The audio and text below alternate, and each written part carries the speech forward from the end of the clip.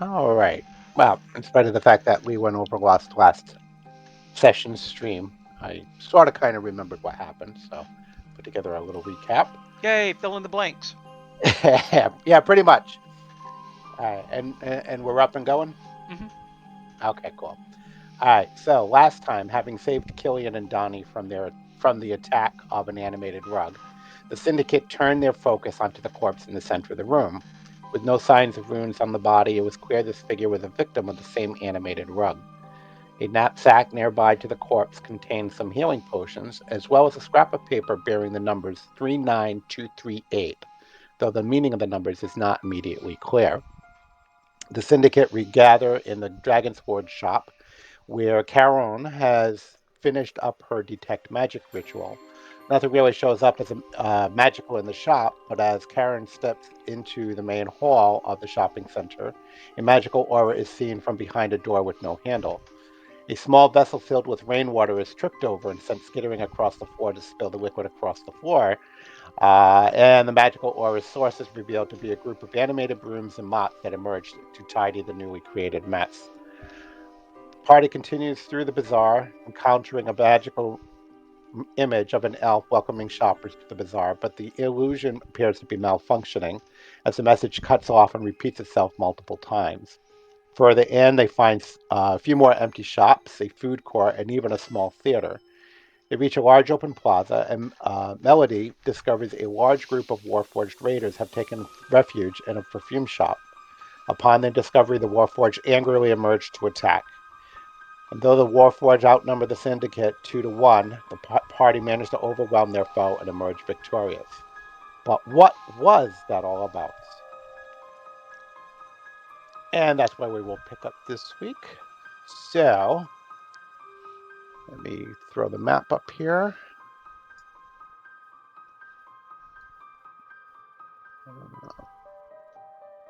All right, so Melody is down there at the entrance to the perfume shop. And then Killian and Caron over at the number 10. Donnie's down here. And where is Astrid? Dead Oh, center. dead center. I didn't see her. She blended in. All right, so what do you want to do? I Loot. was gonna go ahead. I was gonna say loot the bodies. I was gonna check out the street across the shop across the street because they said something about it. The Uh, Warforged wh- did. which one? Where number 11 or the one that's directly to the north to you?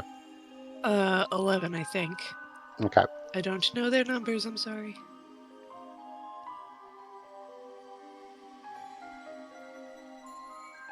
Oh, did the numbers not show up for you?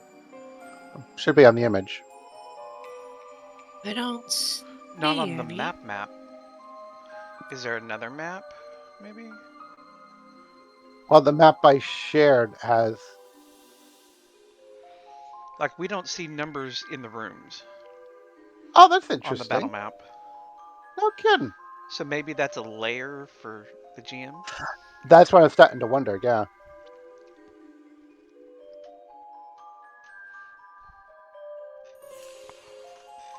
Okay. So let's go over to here. I'll put you right here.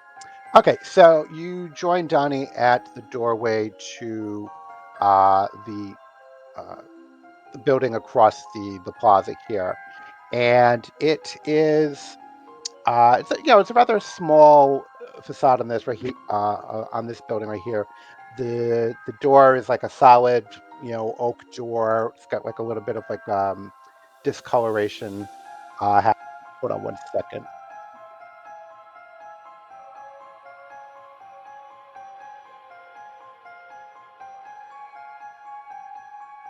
I had to turn the music down for myself. I was testing some stuff and I turned it up, but it's a little distracting. Um, So yeah, so the door of this building, it's like an oak door. It's got a little bit of discoloration. The glass window that you can see is you can't see. into the building. Not because the glass is too dirty, but it appears as if a lot of furniture has been piled up in front of it, like boxes and stuff. And I will say that you also notice that hanging above the door, there is a sign that bears the. Da, da, da, da, da, see who here. Okay. Yeah, it's a squat stone-walled shop front bearing the cockatrice seal of House Civis. So you yourself might not know this, but your character would. House Civis is they're the house that kind of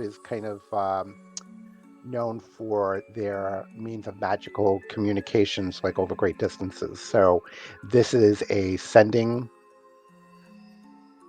It's a message station. So it's like so it's almost like a.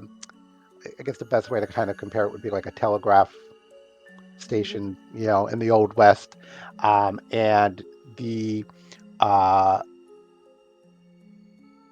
I would probably say, you can roll a perception check for me. Just want to see how much you notice.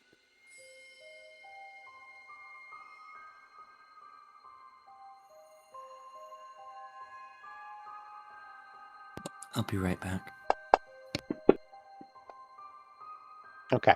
So, yeah, you do notice that, yeah, the window, you notice that there is a large crack that kind of runs right across the bottom part of it.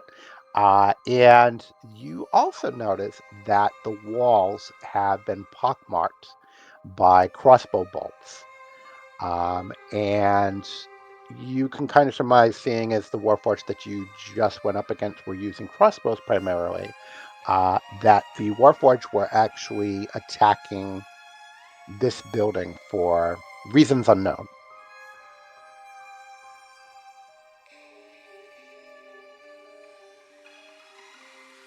Okay.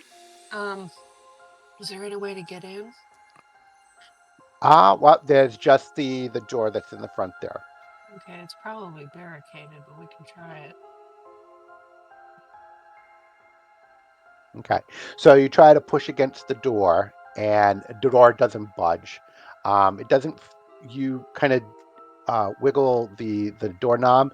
It does not appear to be locked, but when you push against it, it does not budge. So you think that your guess about it being barricaded might be correct. Okay. Um, did we ever find out what was in the perfume shop? Uh, Just perfume. just perfume, yeah. Okay. Hmm. Well, I wouldn't know how to get past all that barricaded stuff unless there's another way in. Okay. So I was saying this, like, as you push against the door and it kind of shakes from within the shop, you hear a voice call out, "Get away from the door! We will shoot!" I should have thought of that. Are there any Um, windows?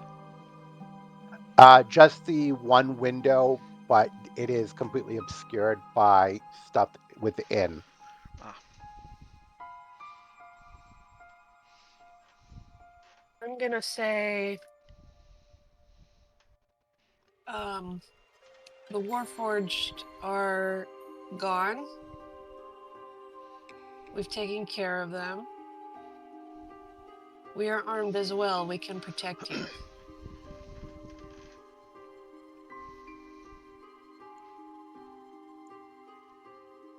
Uh, uh, Astrid, is that you? Oh my god. Oh. Um, You see a couple of boxes shift in front of the window as it's like one box and then a second box is taken down, and as the The second box is lowered out of sight. A familiar face appears over the remaining boxes, and within the shop, you see the familiar face of Callie Allren. See, I'm pulling up my character sheet, make sure I get this right.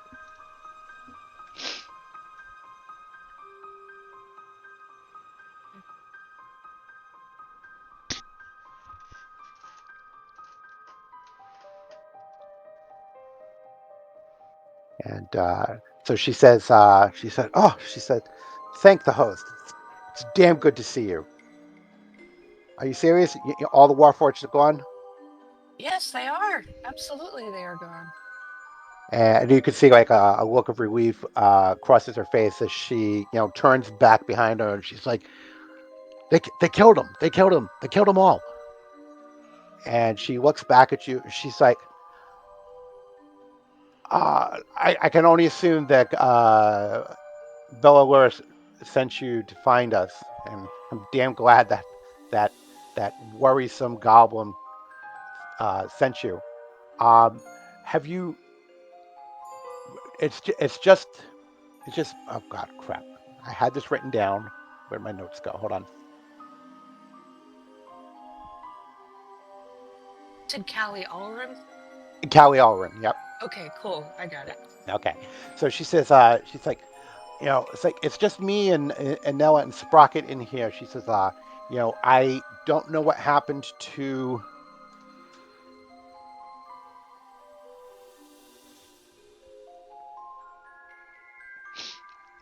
To Give me a second. I have the damn names written down, and I put my Oh, notes you're away. right. You're right. She said, I don't know what happened to Tandal and Durval. She says, they tried to make a break for it last night. Yeah, we've been pinned down here for like the last 3 days, and the other two they tried to make a break for it. She said, but I have they never came back. She says, I think they were heading towards uh, the Bolts and Tumblers. I think it's the name of the place. Hold on.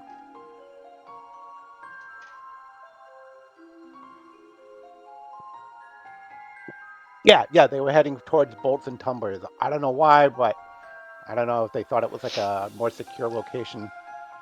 But I don't know what happened. She says, if you could you go see if they're still there, and if they are, could you bring them back here? So I You know, can. and then we can try and leave this place altogether. Sounds perfect. I'm glad we found you. Not half as glad as I am, Astrid. Oh, by the way, do we still have those healing potions on us? Didn't we give them to like Donnie? Did we give them all to Nani? I don't think I so, don't I, but know. there, Karen, there was five. There was five total, so I don't know who got Mm. what. I mean, everybody should have gotten at least one, but I don't know if anybody topped Donnie off. Okay. does Because I'm somebody need hurting. a heal? Maybe I'm Astrid? hurting. Mm-hmm. Because if these friends accidentally shoot us because they don't know who we are, I don't, uh, I don't want to die. Oh, thank you. It didn't actually. Oh, there it did. And then, thank you. Okay. Where is boats and brackets or whatever it was? So Callie says it's like it's down that hallway. So, and she kind of like points towards the north, and then kind of like gestures like kind of like behind her. So kind of like north and behind. Oh, that way. Is it Yeah. northwest? Yeah, to the northwest there. Okay.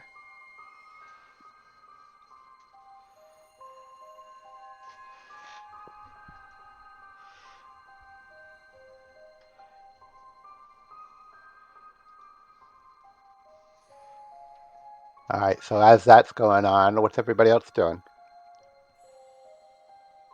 Mm, I just got back and missed what happened. That's okay. We found Callie Allren, the girl who first hired us all the way back when we went to that bar together. Gave us the mission. She's been trapped in the room for a little while with one of her buddies, and the other two ran off down the hallway west. So I'm gonna go look for them. Yeah, so she's actually in there with two of her buddies, and two of the other two went to the she thinks went to the store to the northwest there.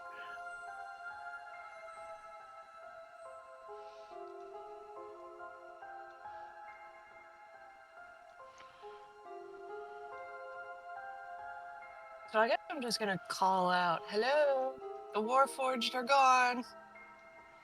You can come out now." Watch them be like super paranoid. Sounds So bad. yeah, as you are kind of going down the hallway, kind of calling that out, you don't hear anything in response. You don't really hear anything at all.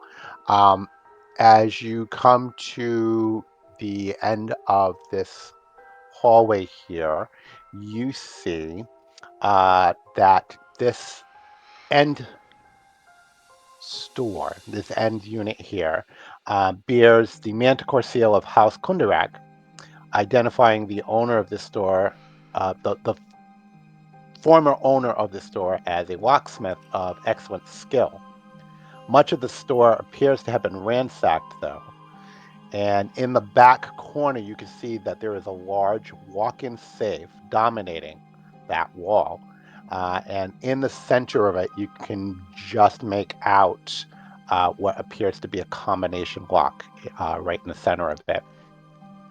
The other thing that you notice is that right in the middle of the store, or excuse me, not in the middle of the store, like just inside the door, is the corpse of a Warforged, uh, kind of bearing very similar markings to the ones that you just fought. And this one is just lying in, on the floor just inside the door with an arrow lodged in its throat. You also notice that there is fresh blood uh, pooled inside the store, with a trail of the blood leading towards that safe door. I want to search that body. Okay. Yeah, you don't really find too much on it other than like a few crossbow bolts, and it looks like it fell on its crossbow, so it broke it. Other than that, there's nothing. Who had the code that we found? you did. I did. I thought. Mm-hmm. Then Yeah. I will go up to the combination safe or combination lock that I think you said was on the safe and try to input that code into it. See if maybe one goes to the other. Okay. Do you want to do a perception check at all? I can do another, yeah.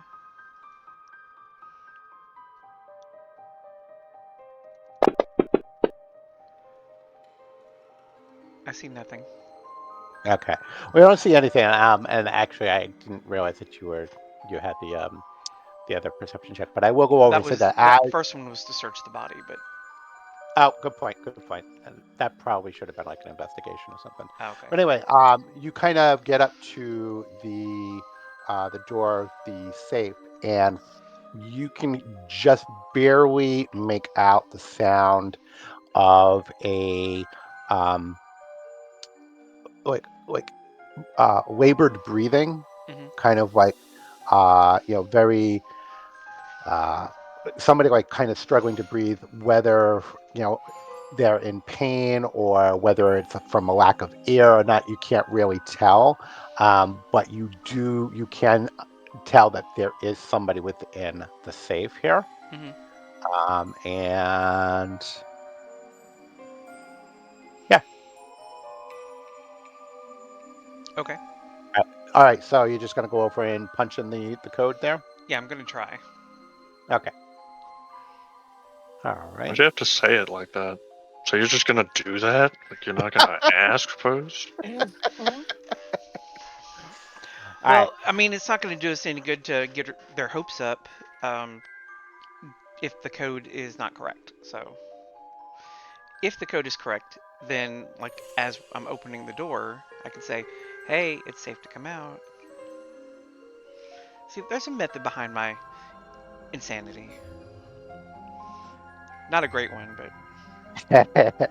All right. So you go up to the safe door and you go over and you input the code, the 39238, and you punch in the code and then you grab the lever and you pull it down and it opens. It moves easily and with a very loud clanking sound, you can hear the mechanisms within the door releasing, and the door uh, moves towards you like a good couple of inches.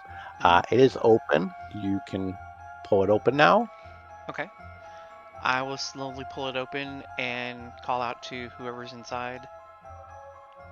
Okay, so you Hello, room service. so you pull open the safe door and you look within, and the space within the safe is probably about like 10 by 15, so it's not a very huge space, um, but big enough and empty enough that you can go over and see that the sole occupant of the safe is a pale skinned dwarf uh, who wears a patch over one eye, and who is kind of uh, sitting or kind of collapsed against the back wall of the safe, holding his hand to his side. And you can see that his fingers are bloody and that there is kind of a sizable pool of blood under him. Okay. And he, as you open up the door and you look in, he kind of looks up at you weakly and like kind of goes to grab his own crossbow, um, to like kind of lift it up to point it at you. But as he does so, you can see that his hand is shaking. Yeah. But the crossbow kind of like stays kind of pointed general in your general direction, just a little bit shakily. It's like, you best get the fuck away from me. I don't know who the hell you are, but get away. We're friends of, who was our boss? The one that sent us out here? My name is Donnie. Hello. Bellalore. Oh, Was that the yes. name? So I'll say Bella Bellalore Laura. sent us to find your team. So he's like, he hears that and like his hand collapses to the ground and he kind of like closes his eyes for a second and he breathes like a deep sigh. He's like, He's dead. and he looks back up at you and he says, "Well, it took you bloody long enough." He's like, He's not uh, dead. he says, "Where have you found the others?" We found. I'm gonna turn to Astrid.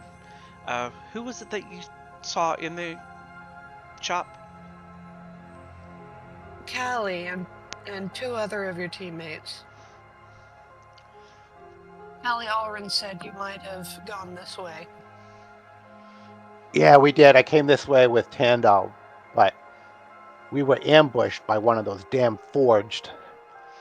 And as you can see, I took a hit, and he kind of like gestures down to the bloody wound on his side, and he says, "Tandal uh, took off to look for medical supplies to treat this wound, but he Uh, had to come back." I'll point over to Karen and kind of motion her towards the dwarf. He says, he continues. He says, "To keep me safe, Tandal said that he would lock me in here. I made him write down that damn code. He's got no brain for numbers. But hopefully he's okay. Is there a door there? Yeah.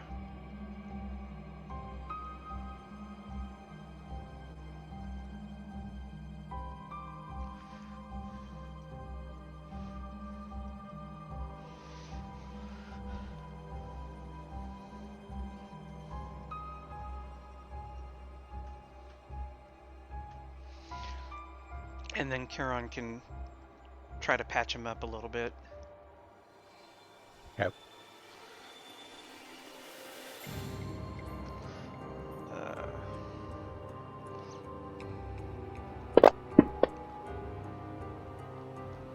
Jesus.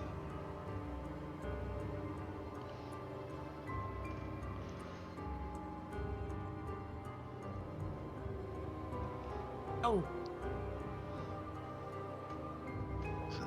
He's like, there's the oh. problem. So you go over and Karen goes over and reaches out and touches him. And you can kind of see the wound kind of knit itself back together. He grimaces in pain as as it does so, but then he lets out a sigh of relief. It's like, oh, that's better. And he like begins to shift to kind of regain his feet. Gets back up on his feet a little shakily. He's says, "Where's my crew?"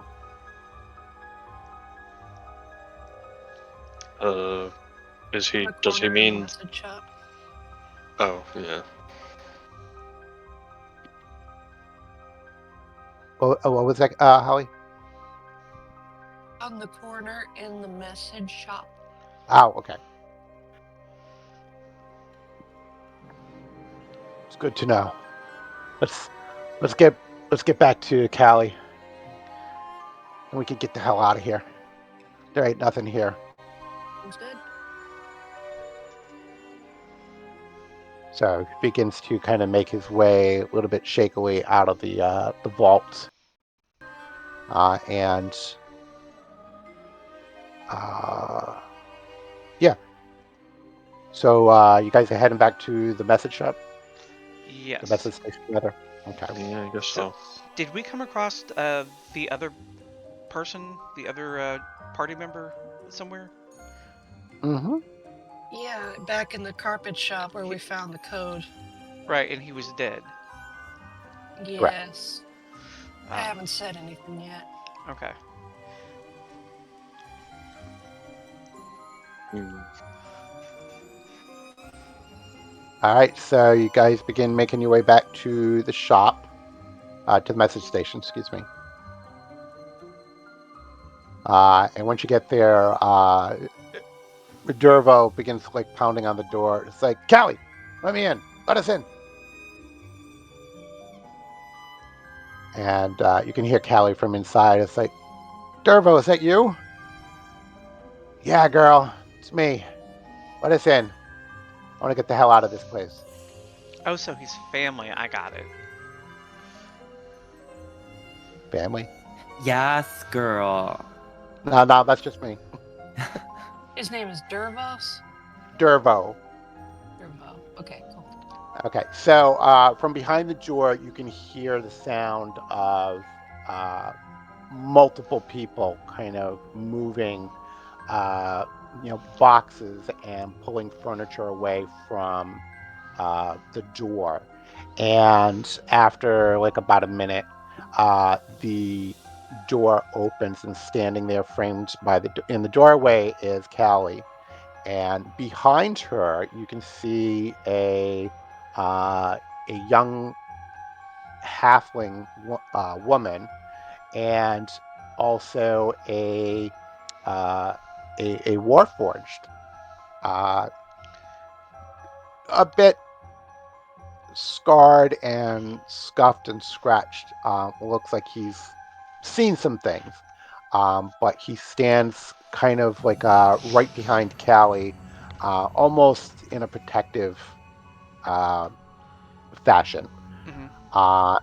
And Callie sees Dervo and sees that he's looking a little weak, and she, reaches out and she grabs him by the arm. She pulls him into the room, and she brings him to like a chair, and she sits him down, and she's like, "Oh my God, she's like,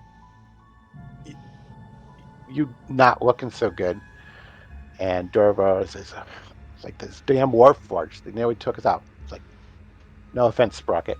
Oh, is that his name? It is now. The hell, I had his name. Yeah, it was Sprocket. Yeah, I did remember it right. Yay! And Warforged name Sprocket is like naming a pig bacon. oh, I feel well, like. the Warforged all tend to take on um, names that are kind of tool related. Right.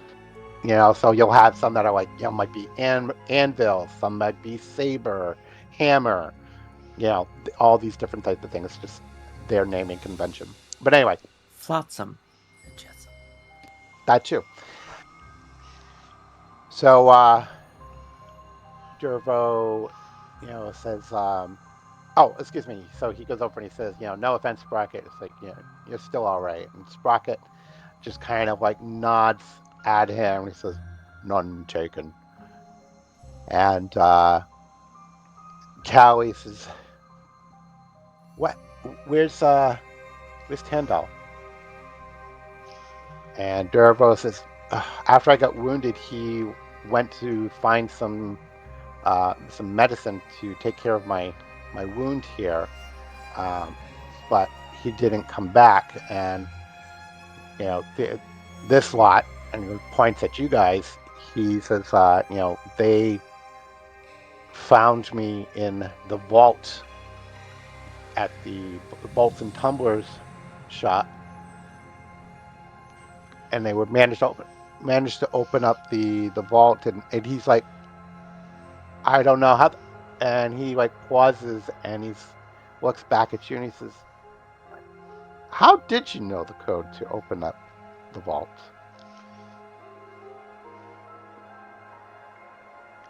Connections? What? No, Deductions, you said? no, I said connections. Kidding. Oh. Um, so we found the code in a shop to the south, uh, where somebody had been killed by an animated rug.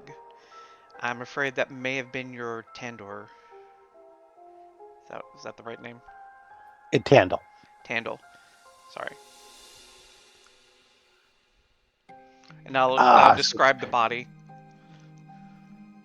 Durbo, kind of like, as you're describing, the quartz that you saw, he's like, it's like, Kyber, take it. It's like, if he hadn't had to get something to take care of me, poor bastard would still be alive. Damn it to hell. And Callie goes over it and like she like sits, stoops down. She's like, puts her hand on his shoulder. She's like, "It's not your fault, Durbo. It's like, Tandal would have helped any one of us if we were in the same situation. That's just who he was. It's not your fault." She says, "But She's laying it on thick. yeah, I know." It's like, it's She's like, not your fault that you got our friend killed. it's like, you know, um, she says, I was worried that both of you were gone. She's like, losing Tandal is sad, but he wouldn't want us to, give up just because he was gone. So we're gonna get the hell out of this place, get home, Was there and anything in particular that we still needed to search for while you're here? no, unfortunately, Bellower's uh, uh, intel uh, was out of date, I would guess. It's like, any textiles that may have been here appear to have been stripped. So this was kind of a wasted trip. I'll turn to the dwarf and ask, was there anything interesting in the vault? I didn't stop to look around. It's, he just goes over and he like reaches into a pocket, goes over and he tosses you a gold piece. It's like this was the only thing that was in there. Damn it all. Okay, I'll snatch it out of the air. Okay. So I just want to get out of here. I'm exhausted. I hurt. I'm sick of this damned place, and I want to grieve my friend. And Callie stands up and she's like, "Yeah." She's like, "I think it's time for us to get the hell out of here." I'll So she got. suggest to Charon, do you think that you could do a burial rite for their friend?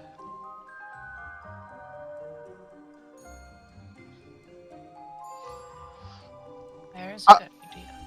who are you asking this? To Charon. Okay. And I'm actually gonna put. I'm gonna say that you guys were all having this conversation inside the shop. Okay. I'm gonna put you inside it.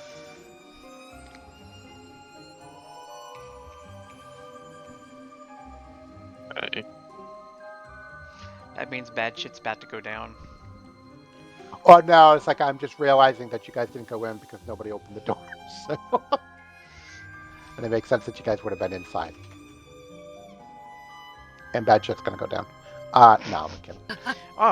I'd be perfectly um, agreeable to bad shit going down because that's how it happens. Is you have a little exposition and then all hell breaks loose. Okay, so Killian asked Caron about doing the burial rites or something like that. Yeah. And what did she say? Um, she nods and says, "I do know a uh, few passages that could be recited, and we can lay the deceased to rest." She's so Callie says she nods. She's like, okay, that sounds good. She says, we'll have to go get his, his body before we leave. On our way out. You said it was in the rug place. Yes. She says, okay, well that's on our way out. Was So there a you chapel or that we passed anywhere? I don't remember seeing one. not here. I mean, you would probably have to take the body back to Salvation Outpost, Okay. Yeah, we can do and that. and It's not like it's gonna yeah, rot. yeah, and actually with Caron's help, you could go see Mother Jahara, Johanna. Johanna, Johanna, and work with that. I don't remember if Caron's Silver Flame or not, but I think she was, She isn't she? is, yeah. Yeah.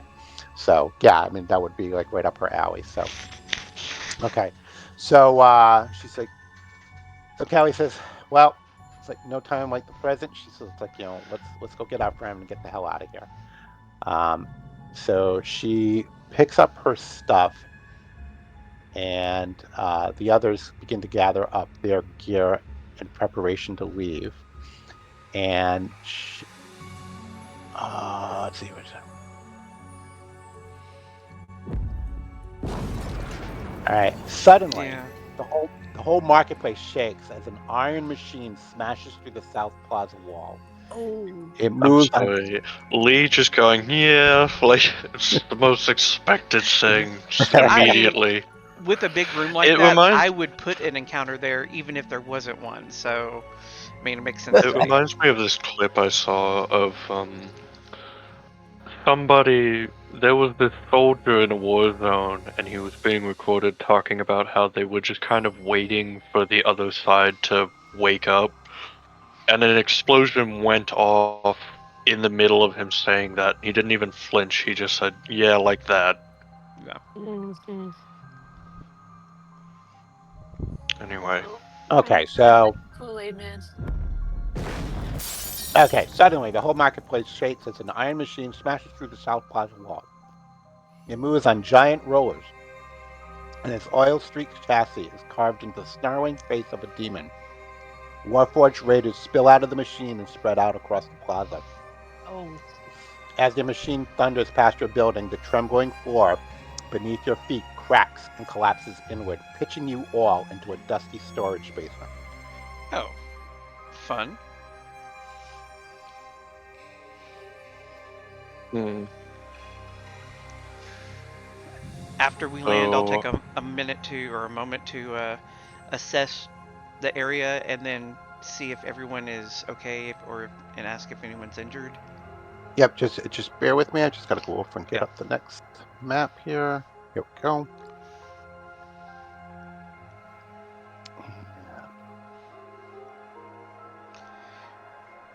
Ginger has let me put her in my lap, so I'm sitting here just petting her like Doctor, what is it, Doctor Doom, Doctor Claw from Inspector Gadget.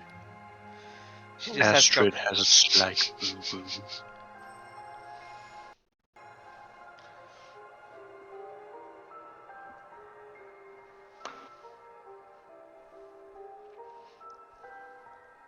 Trying to find the damn tokens. Haha. Well, oddly enough, they don't give you any stuff for Mhm. the crew. Oh, for the ones that we just were talking to. Yeah, and I'm trying to find. Oh, this well, no, this vehicle. Context books. That's what it is. Couldn't remember what the hell it was. Tokens. So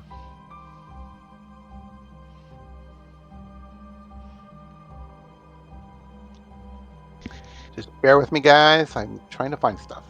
Mhm.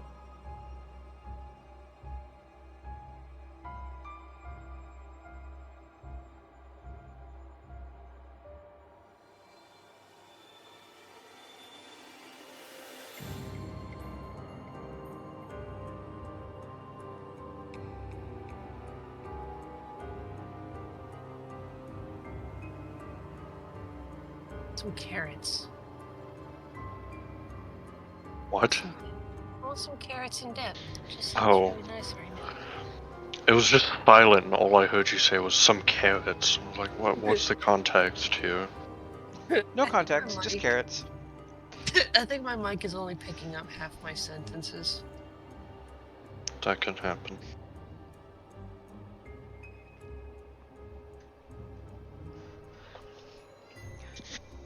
I had to get groceries for the week, or at least for the majority of the week, and they did not have Diet Mountain Dew. Like none at all. Hmm. I don't know how a supermarket sells food without having stock. But, I can't complain too much because, there was snow about to hit. Okay, so as you fall into the basement, I need everybody to roll a DC 10. Excuse me, a DC 10 dexterity saving throw. DC.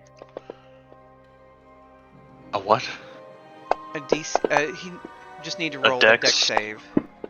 Okay. No, I rolled the wrong button. Oh, I thought you meant roll a Oh well. d10. I'm sorry. Hang on. It's technically the same dice anyway, because both of them are just a +1. I'm checking to see if I get any kind of bonus on saves. I don't think I do, but I I don't will roll a remember. save anyway. Okay. Rolling the correct dice means I win. Okay, so saved. Killing. Could it be considered an acrobatics check by chance? Does not. It just says a dexterity saving throw. It's not a I check. It's tried. a save. I tried. So everybody except Killian managed to go over and sort of kind of land on their feet or land somewhat safely. Killian, however, falls flat on his ass and has the wind knocked out of him and takes 7 points of falling damage. Jesus. Evan? Yep. Okay. And as the dust clears and you look around, you find yourselves in a dark cellar filled with dusty packing boxes, rubble, and broken pottery urns. Stairs opposite ascend into darkness. As your eyes adjust to the gloom, you hear muffled words emanating from the wreckage in the corner of the room, an echoey, hollow voice repeating the phrase, "Define enemy forces. Define enemy forces." The voice emanates from an ornate wooden device sitting inside a broken packing box. Its body is decorated with sculptural reliefs of battle and set with brass cogs and gears. Drawers and hatches line its flanks, and the front of the device is covered in an arrangement of round holes from which strange vapors drift. A spool of parchment hangs from a slot underneath. A brass speaking trumpet protrudes from the side of the chest.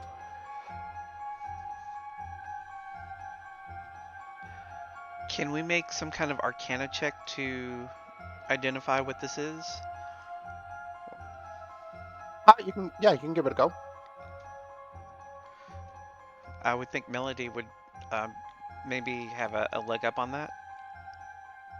I have a +2 in Arcana. I don't have much of a leg.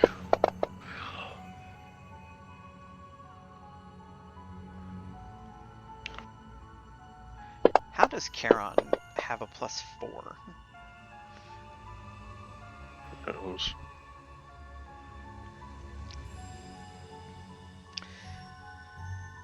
Is someone close enough to read the parchment?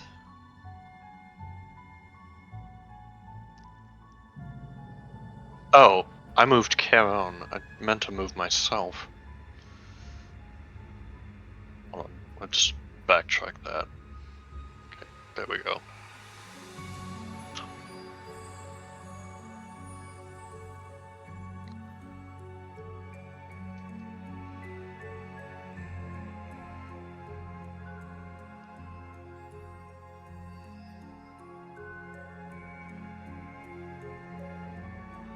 Andy, Yes. um, I didn't forget about you. I'm just looking for something. that's okay.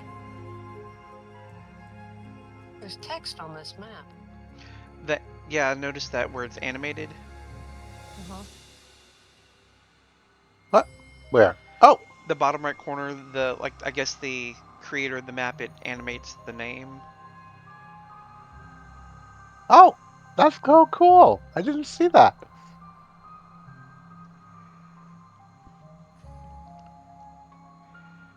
Oh, it's saying define enemy forces. Okay. Was that a little speaker next to it too? So this is what you see. Oh, cute.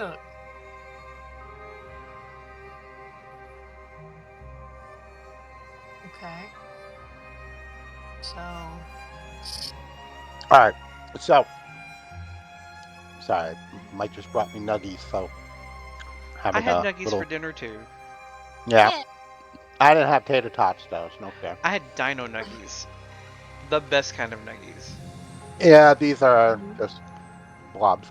Anyway, all right. So this device is about 3.5 feet high, 4.5 feet wide, and about 2 feet deep. And if you try to move it, it's fairly heavy. Um, the and as you get closer, it continues to say, define enemy forces, define enemy forces, and yeah, so you can go over and check it out, see what you want to do. Okay. Yeah, and Callie's kind of like, it's like, I've never seen such a thing. It's like, what is this?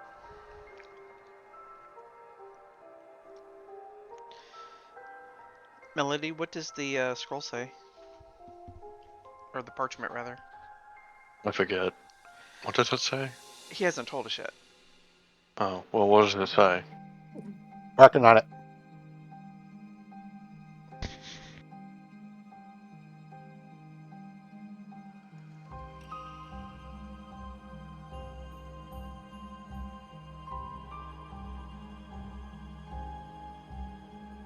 Oh, yeah. So You're talking about the parchment that was in the front, right?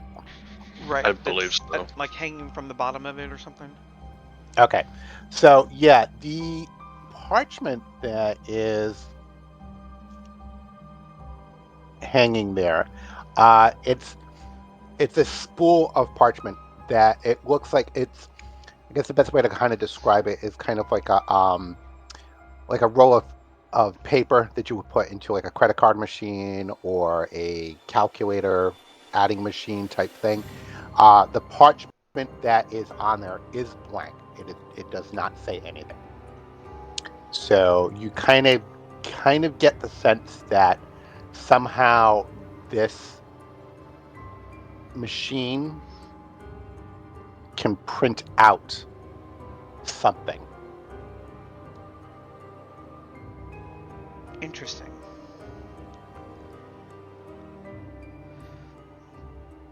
Melody, do you think that you could operate that machine? I can try. Is there any like visible buttons or levers on it? There is not. What you do see.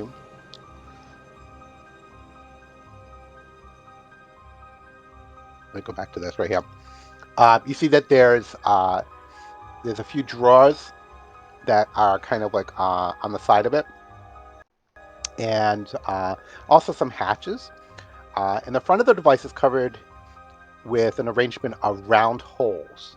Okay, so like right in the front there, you can see where there's like this uh, smoke kind of emanating from it. That's the holes that I'm talking about. Right. Um, and then you got the brass trumpet on the side there, and then the parchment that is kind of hanging out from the slot underneath. You do Do, not see any buttons. You're looking at this and like you're not sure what you need to do to get this thing to work, and the entire time it just keeps, define enemy forces. do we know what faction the Warforged are with?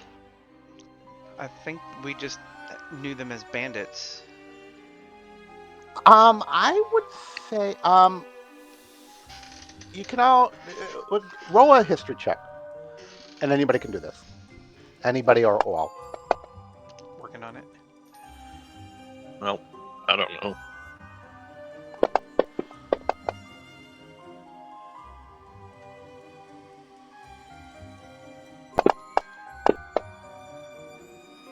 Okay, Kiran.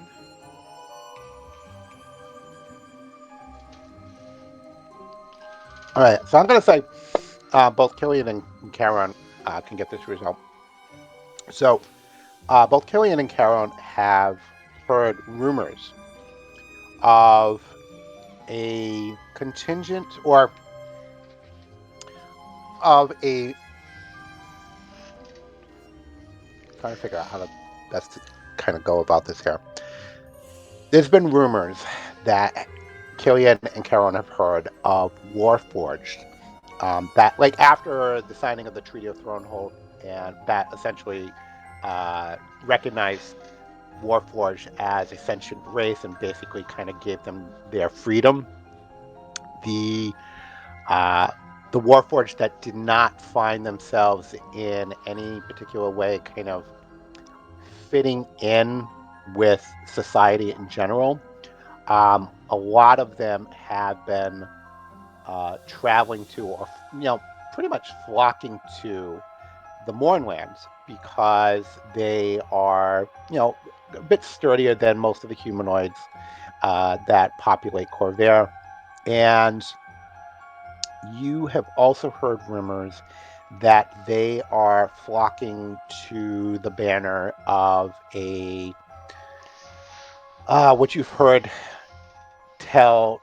told is a fairly charismatic Warforged that has taken to calling itself the Lord of Blades.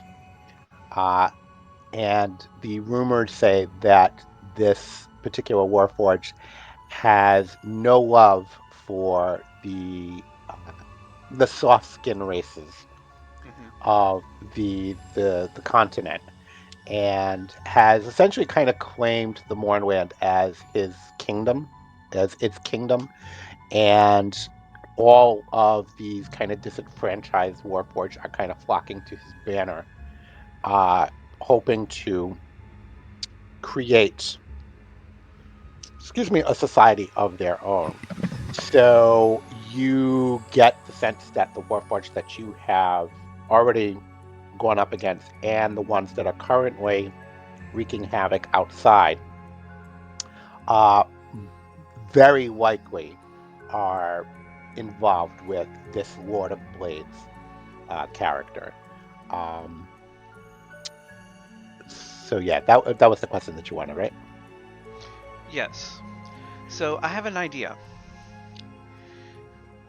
Melody, could you attempt to define an enemy? What was it? Define enemy forces.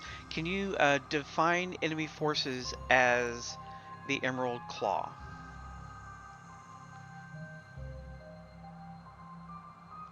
That group that the necromancers that we encountered in Salvation. Okay. Just to see what happens. No idea what this thing does.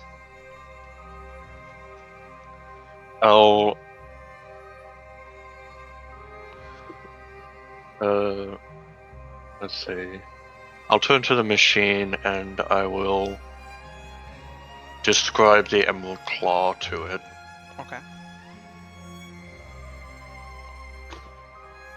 The machine just continued to say, "Define enemy forces. Define enemy forces." Can we maybe And I make s- an hmm, insight check to figure out how it works? Um, I don't know that insight would necessarily look. I mean, you could definitely do like an investigation check. You can try that. Okay.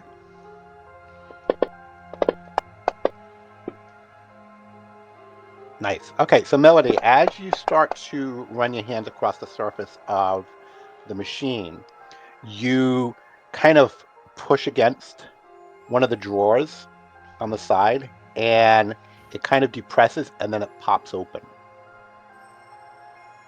Interesting. Okay. what is inside the drawer? All right. So seeing, and I'm going to say that once you go over and you do it to one of the drawers, you figure out that you can do it with the other drawer. So you do the same thing. And the drawer is open, and inside you find 5 pots of black ink and a box of quills. You find a folding telescope. You find a theodolite, which I actually had to look this up, and which is a optical instrument for measuring angles between points. And it's got a retractable tripod. And give me 1 second because I actually downloaded a picture of it so I could show it. And basically, it's just a surveying instrument. Is that a telescope on it? That is the theodolite. Okay. Theodolite. Um, there's also 50 feet of tin measuring tape and a retractable spool, a roll of gridded parchment, a card depicting a set of common symbols for military cartography, 6 alchemical flares, 2 green, 2 red, and 2 yellow, and a folded piece of parchment that looks to be a letter. Right. Can I read the letter? I'll unfold it, assuming it's not like ancient and disintegrates to dust when I touch it. Nope. Okay.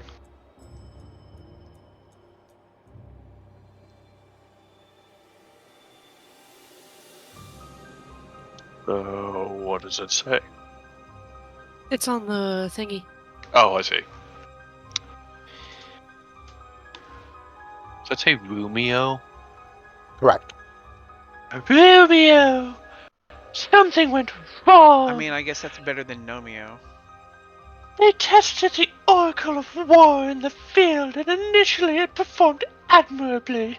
The 15th Brellish Lancers were wiped out almost to a man by our allies, who utilized the device to learn their enemy's weakness and to drive them into the mud. Pincer movement, I'm told. The hell does that mean? I don't know. I was about Pincer to movement ask. is where you come at them at two opposing angles and try kind of like the pincers on a beetle, where they close around it. This word would have been proud. They even reported that feeding the machine data by parchment was preferable to talking to it, as the din of battle can make it difficult to be heard. Oh, the difficulty! The problem came on the second test. It's difficult to explain. We need to talk in private. When you receive the Oracle, contact me. Why is Oracle capitalized? Delay your orders if possible. If they find out something is wrong with the device, they'll activate the third protocol and we'll all pay our necks. The third protocol charges double for tacos. The dragon-marked houses don't mess around, and we don't want this person knocking on our doors. Speak soon, Gorth.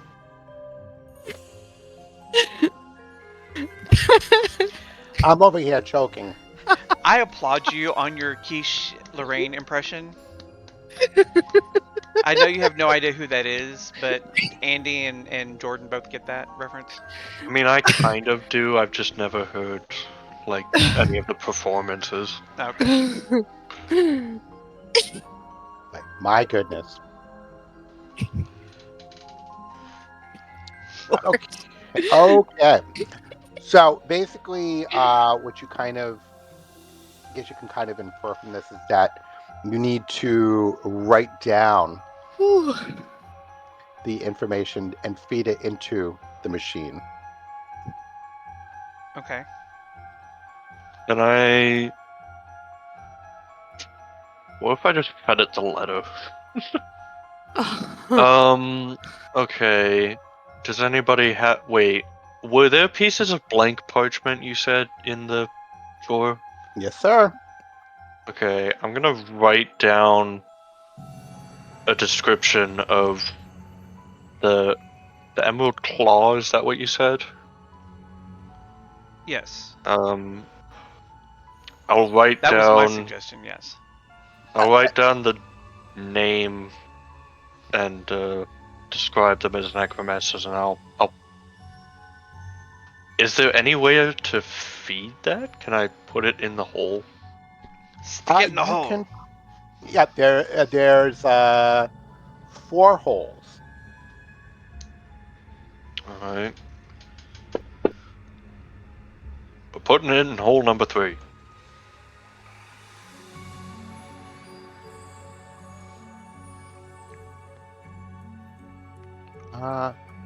Unrecognizable Allied forces. Unrecognizable Allied forces. Unrecognizable Allied forces. Okay. So the third hole is for describing Allied forces. And I'm just going to pause for one quick second. Why are you describing the Emerald Claw, Lee? Oh, because it was asking for enemy forces, and the only unknown enemy threat that I could really think of other than the bandits was the Emerald Claw that we met in, or that we fought in Salvation, and Gotcha. at least I'm suspicious that there's still someone or something in the area that are trying to do something. I don't know. Gotcha. I want to try Anxiety. something. It's a thing. Right. I want to try something that isn't going to work, but we'll see. Okay. I need to go to my character sheet and remember the name I gave them.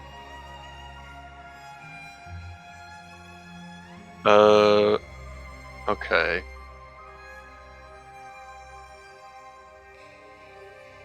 Let's see. And I write down. Okay.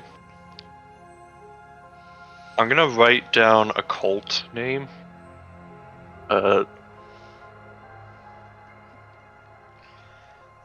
And you said this thing was really heavy?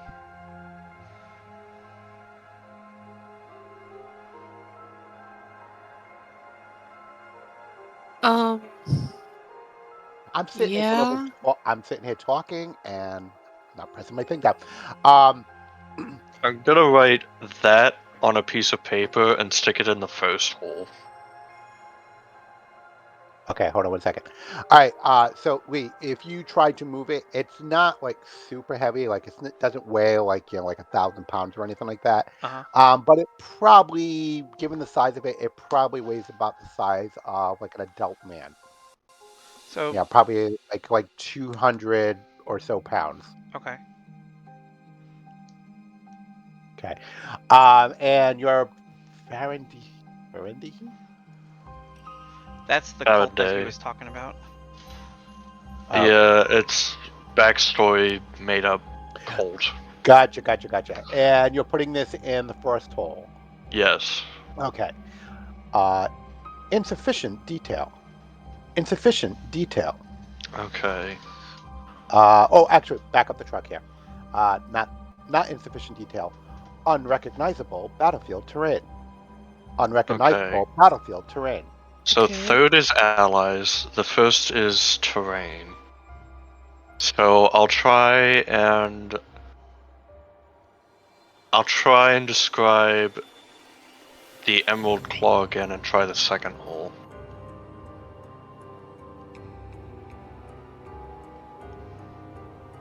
But then what's the fourth hole? Is it like a protocol of what it's supposed to do? We don't know yet. I'm trying to For your decide if lunch I think this orders. is a weapon or if this is an intelligence thing. I assume it's some sort of Unrecognizable messenger. enemy forces. Unrecognizable enemy forces. Okay. So we're back to... Okay, so the second hole is enemy forces, but it doesn't know who the Emerald Claw is. Okay. It's not gonna know who the cult I have is. And there's not like a So... user manual sitting around here somewhere? Nope. Okay. But you guys are doing really good. Can I know this is not going to work. Can I try and write... Okay. I'm gonna try and write this.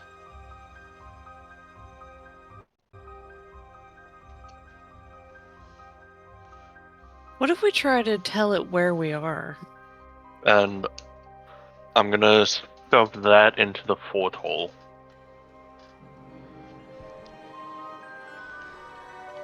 Maybe it doesn't know where it is itself. Unrecognizable miscellanea. Unrecognizable miscellanea. Okay. Define enemy forces. So how... So maybe the telescope and the astrolabe looking thing are somehow used to define, or somehow used to get coordinates to define the battlefield. I guess? I don't know what the other two, like how you would do anything with The one, that. Oh, the and one thing is... by the by, If, I just want to go over and point out there that and I forgot to go over and mention this. After you've gone over and put the parchment into each of these holes, the parchment disintegrates. So it's not like yeah, I yeah. kind of assumed. Okay, just wanted to make sure. By the way, did you ever put damage on me? Oh no! You're right. Okay. So, um, while we're down here, can we take a short rest while we're kind of working with this machine?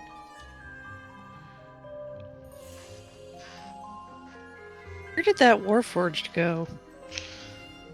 Which one? Which one? The ally? The big one. The one on the big steel contraption? Yeah, with the demon face. That's upstairs. Yeah, we're in a basement somewhere. So I'm gonna say that unfortunately no, because this is kind of happening while that's going, so you don't have the hour that it takes for a short rest to hang out. Okay. So I'm kind of like assuming that this is kind of going fairly quickly. Okay. So while we're kind of sitting around here doing this, I'm going to second wind just to heal a little bit. Okay, that's fine. So, I'm wondering if it's wanting us to define the enemy forces, or if it just wants. It's just a little guy. Can I write us? It wasn't just the little guy though. It wasn't just the guy, the one riding around on the, I think it was called a juggernaut. Hold on. Oh shit. Oh, sorry, I meant the Oracle. Oh, the oracle's just a chest. Yeah. Basically, What the did you say the name of the Warforged King was? The Lord Lord Lord of of Blades. Blades. The Lord of Blades. Can I try putting that on a piece of paper and putting it in? You can. Okay. What is the name of his organization? Like, don't they have like a name? Um, to tell you the truth, I don't know. I think they just call themselves the Blades. Oh. So creative.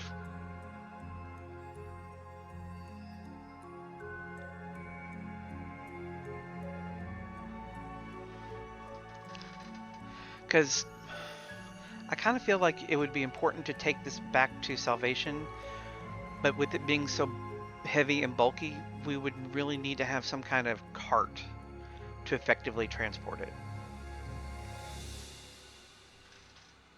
If we're able to actually move it. Okay.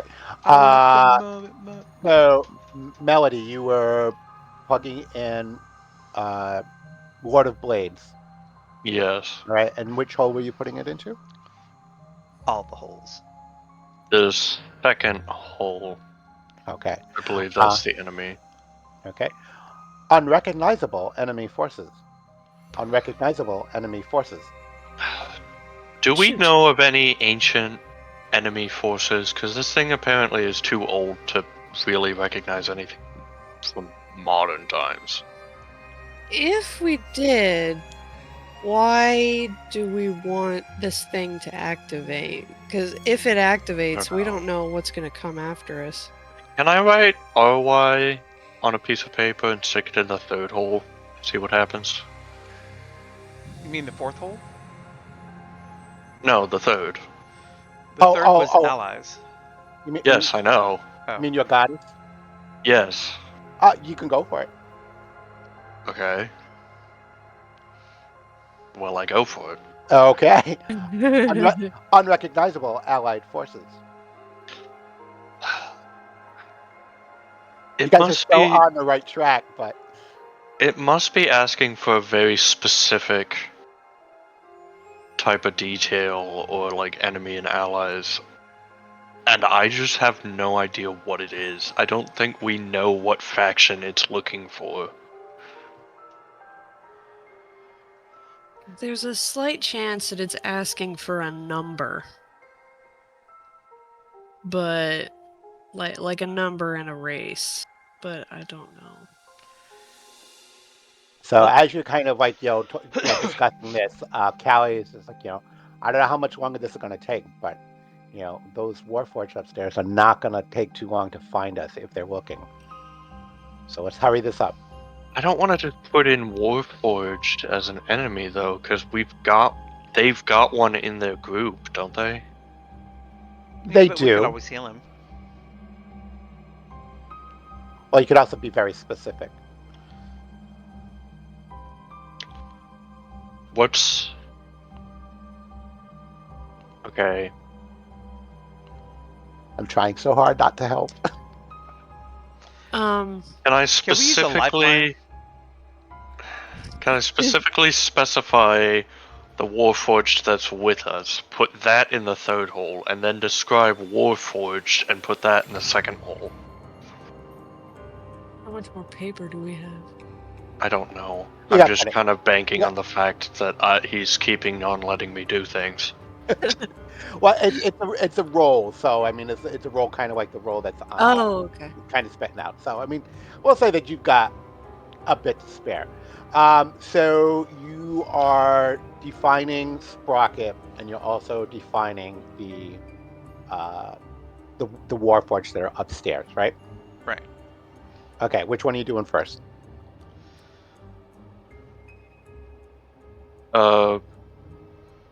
What do you mean? Start with Oh, Sprocket. you're going to start with Sprocket. Okay. Yeah, I'm That's my describing suggestion. Sprocket, putting that in the third hole. And then I'm describing Warforged and putting that in the second hole. Okay.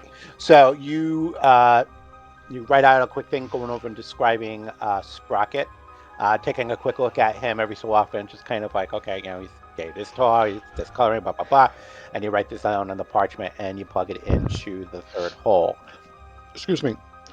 It says define allied position. Define Okay. allied positions. Uh, I'll quickly jot down where each of us are in the current room and the room itself. Wait, maybe that machine thing, the astrolab looking thing, is required for that. Oh, I don't know. I see. I don't know Okay. how it works, but if it was contained in the box or the drawer along with the parchment and the ink and whatnot, it has a purpose. Yeah. I'll go ahead and use the theodolite to take the measurements of where each of us are in relation to the machine. I'll jot that down and I'll put it in the fourth hole. Okay. So after in the fourth hole. Okay. Wouldn't it be the first hole? Well, the first hole. Oh yeah, the first hole was describing. Well, I don't know if the first one was describing specifically the terrain that we're in, or if that wanted positions. I figured that would be more of a miscellaneous thing. I don't know. Well, we Okay. have paper. We'll see. Okay. Well, only because I don't want this account to be like, well, fuck it, take as long as it takes. All right. What's I gonna say? All right. So you're going over describing where all of you guys are located in this room, and you're plugging it into the fourth hole, right? Yes. Okay. So it says Miscellanea Incorporated. Oh. Okay. Now what? I guess Describe the. Oh, and then you were doing describe the enemies. Yep, the Warforged. Okay. Yeah. So I'll do that second hole. Okay. Define enemy positions. Define enemy positions. Well, How do I we don't do know. that? Can I point the theodolite straight up and plug that in? You are getting the sense that the theodolite doesn't really have much to do with that right there. And you Oh. actually, from where you are right now, you really can't see exactly where everybody is. You just know that they're upstairs in that plaza. Okay. Okay. I'll go ahead and describe our positioning compared to where I last knew the Warforged were. Okay. So you plug that into hole B, and it whirs for a little bit, and after a moment, it comes out and says "Enemy Forces Incorporated." Enemy Forces Incorporated. Oh dear. Okay. I don't know why this thing working like it's supposed to is making me nervous. Right. The anxiety. I'm just glad we're described as allies. Is there a button? Like a go? An ignition? Key. No. No. You guys are doing really good. It's like when I was reading this, I'm like, I am not sure how you guys, I was like, I don't know how they're supposed to go over and figure out how this thing works. And Melody started doing stuff like right away, and I'm like, oh, okay, that's how. It's Like, a lot of just trial and yeah, error and exactly, experiment. doing dumb shit and figuring out that the dumb shit happened to work. Yes, exactly. So, can we assist Melody in some kind of check to identify the next step? Well, I mean, so basically, you guys have already figured out what you need to know. So, and you've tried all the holes, and you know what they do. So basically, hole one is looking to get a sense of what the battlefield Right. uh, terrain is. You know, what is the lay of the land where the battle would take place. Hole B is kind of giving a sense of what your enemy is and where they are located on that terrain. And the third hole is listing any allies that are in the area that can be of assistance to you. And then the final hole is for any pertinent information that is kind of like side details. So you guys are on the right track. It's just you need to kind of fine tune some of the stuff that you're plugging in. Okay. Fine tune it. So, Oh, let's go from 1 through 4. So, number 1 would be a description of the area that we believe the battlefield, or that we believe is where the enemy are. So, like upstairs in the plaza. Can I sketch the battlefield, like the positionings, as far as I Oh, know good them, point. Because of the uh, instead of describing positions? Maybe just draw it out, see if it Oh, figures out that. because of yeah, the like military landmark thing. I mean, do I like Hmm. draw a map type thing? Yeah. Yeah, I could do that. Okay. And then I guess I'll put that in the first hole. I'm gonna grab some water. Okay. I'll be right back.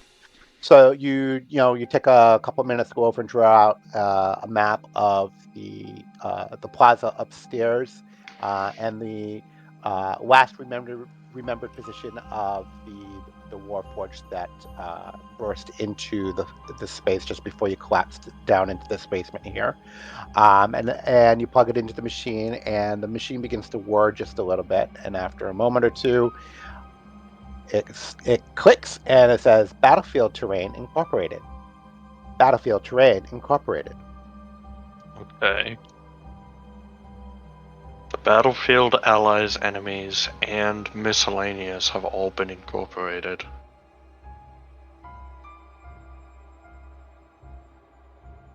Can I bap the thing on the top and see if it's a button? It is not, but you said you got the terrain, you got the enemies. You sort of kind of got the. I mean, the miscellanea was pretty much like any other details that you can think of to add to it. Right. Um, the one. Did you add us and everyone that we're with to I the was allies? about to say. I mean, so you did partial for the allies. I mean, you did the allies for like what's here. Um, I suppose that technically could kind of work.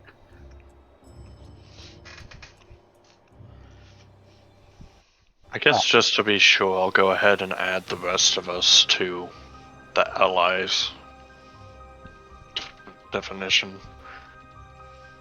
All right, so you plug in all the information about you and where you guys are located, and anything else that you could possibly remember or think of, and it whirs for a little bit, and then it says Allied Forces Incorporated. Allied Forces Incorporated. Okay. Mhm. Just give me 1 second. Okay. The device trembles as hatches on its side suddenly retract, releasing a trio of mechanical pigeons.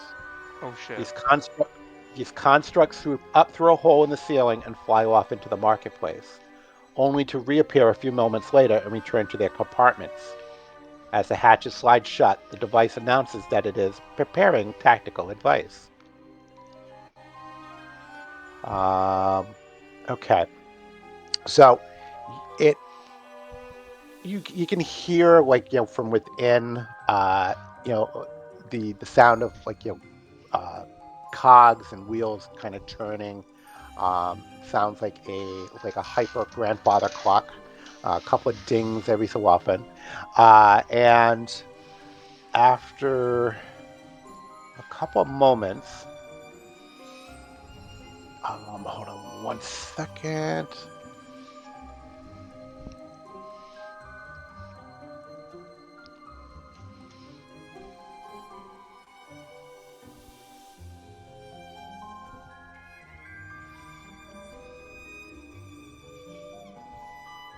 Okay.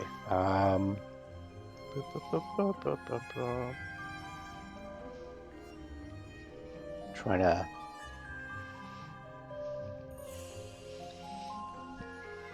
Okay, actually, all these are okay. Okay, so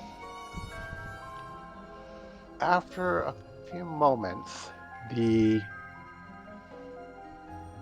machine stops making the noise, and nope, that's the wrong one.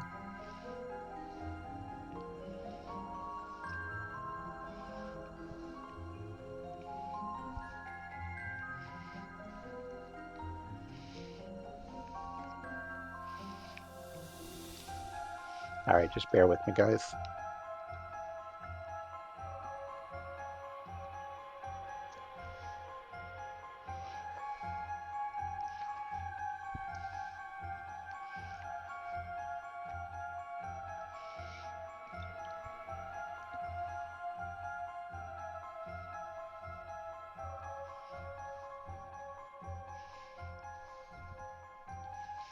Okay, that's weird. Somehow I made a new desktop.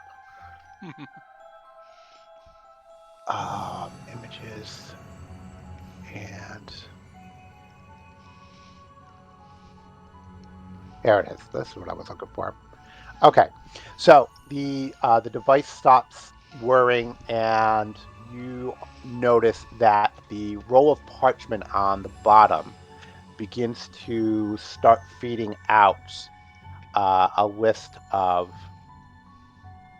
suggestions for how to deal with the threat. Number 1, give up.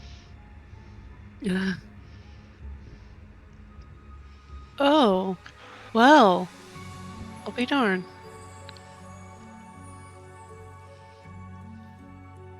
Technically, it's like some of this stuff right here is probably more info than you would have gotten with the exact info that you provided, but I figured you guys did good enough.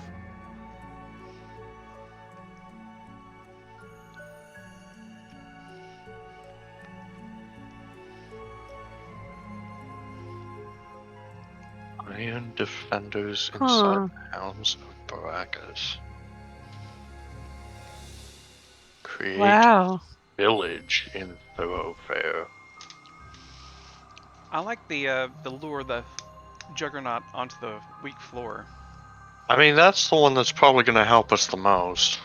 I don't think the salesperson in the Grand Attire would last very long against an army of Warforged. We don't know. Ignite flammable samples inside Musk to create explosions. Use Hall of Illusions to trick and outmaneuver the enemies. I like that one. The iron defenders from Hounds of Baracus could be If we even make it useful back too. that far.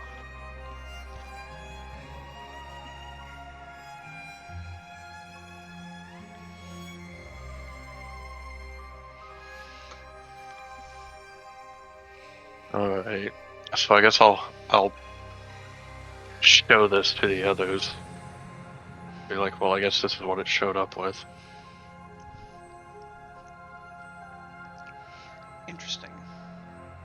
Okay. What a clever little machine. Not what I thought it was. I thought it was some kind of control console for a weapon. I thought so too. I had a feeling after figuring out what each of the holes did that it was something about shoot, what's it called? Not an organizer, but like what it is. I basically figured out what it was around the time we figured out what all 4 holes were.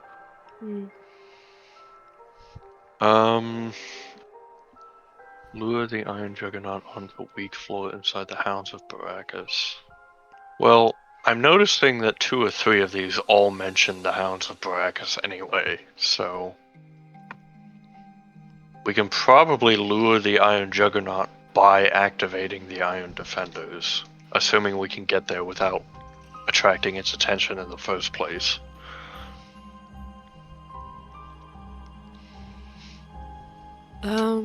So do we want to try that? Yes. Okay. Where is Hounds of Baracus though? Was that down in the first group of shops? No, actually, it was the one directly to the north of the message station. And we were in the message station when the floor gave out. Correct. Okay.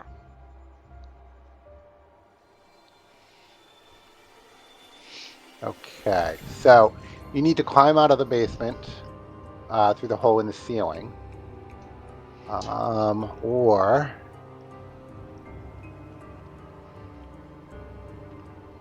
the basement stairs.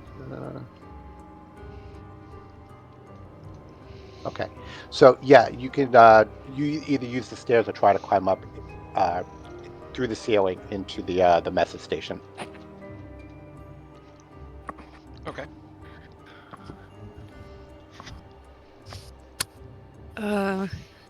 Stairs?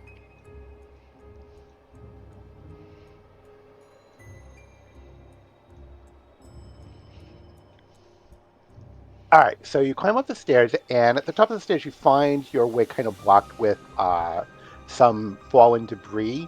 But you can see, but it doesn't fill like the space entirely. You can see like just over it. And if you spend a little bit of time, you can quietly remove the debris. You could get out without being seen. Uh, Let me just get you back onto the map. I've got too many windows open.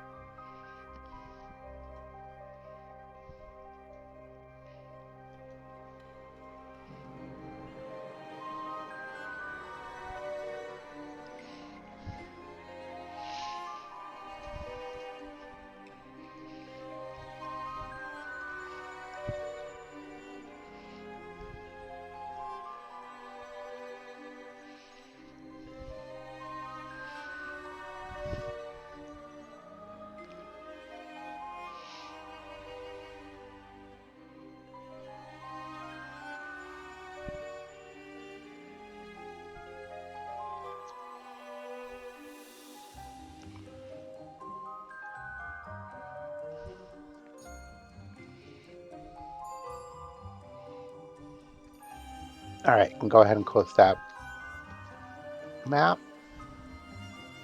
Put you right onto here. Okay.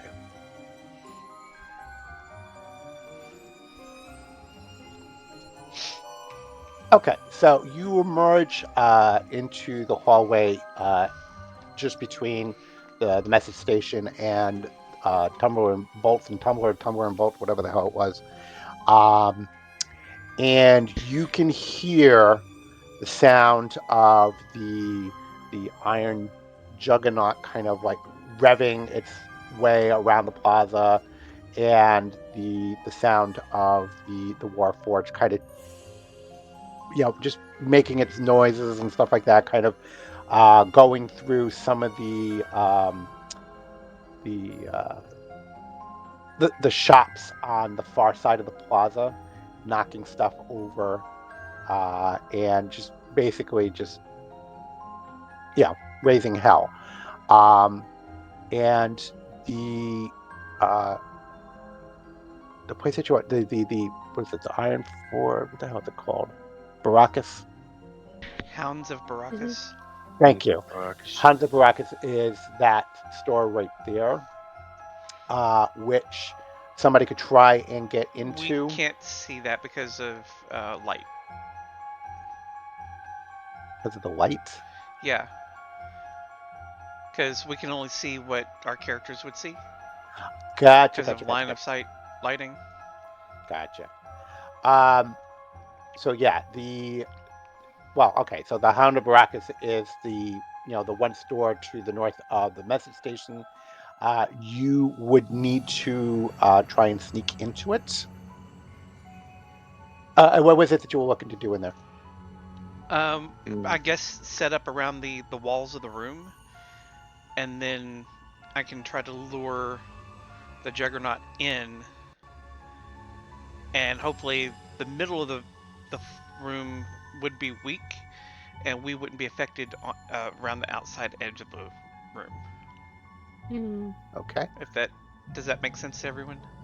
It does. Since it crashed through the wall, I'm thinking maybe just try to get it to charge, and maybe it'll smash through the wall of the store, and we don't actually have to go in. Good point.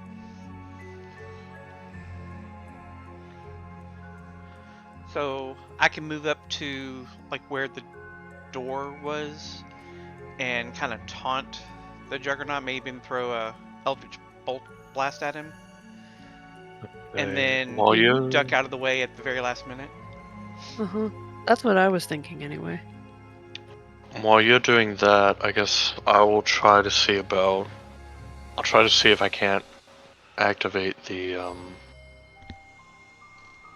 Iron Defenders.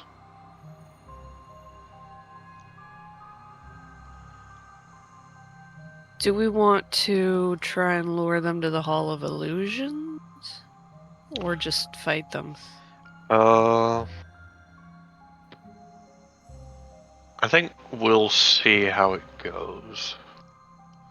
Because getting all the way from the House of Brackus to the Hall of Illusions might be a little bit tricky.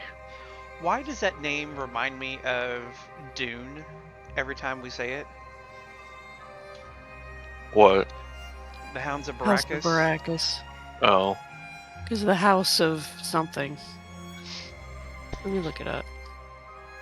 You guys can keep talking.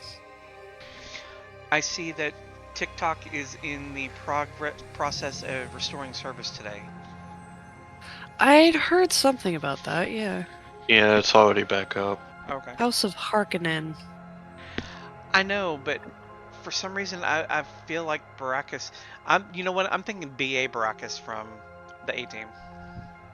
That's why.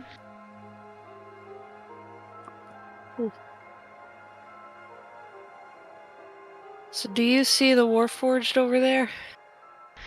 I don't know. The Berserker? Do I? Working on it. Okay. Okay.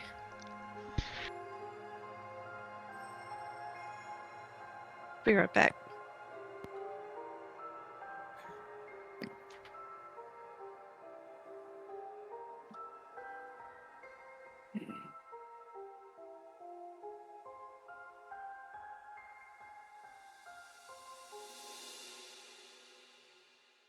So Donnie, how are your cockatrice eggs? Have they hatched yet? Oh, you babies. I am so tired. I need to lay down. Okay. You okay? I just woke up from nodding off. Oh. I'm sorry. It's okay. Oh.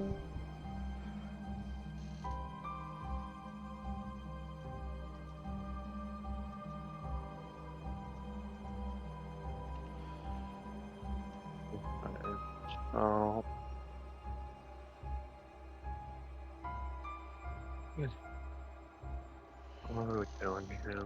Which of these buildings are the hounds again? The one This one in the directly top behind left. Astrid and I. Right. Okay. Okay, so don't panic. Jesus. Uh-huh. Okay, so whoever is slipping their way over to Hounds of Baracus is going to need to do a check for me. What kind of check? Stealth check. Okay.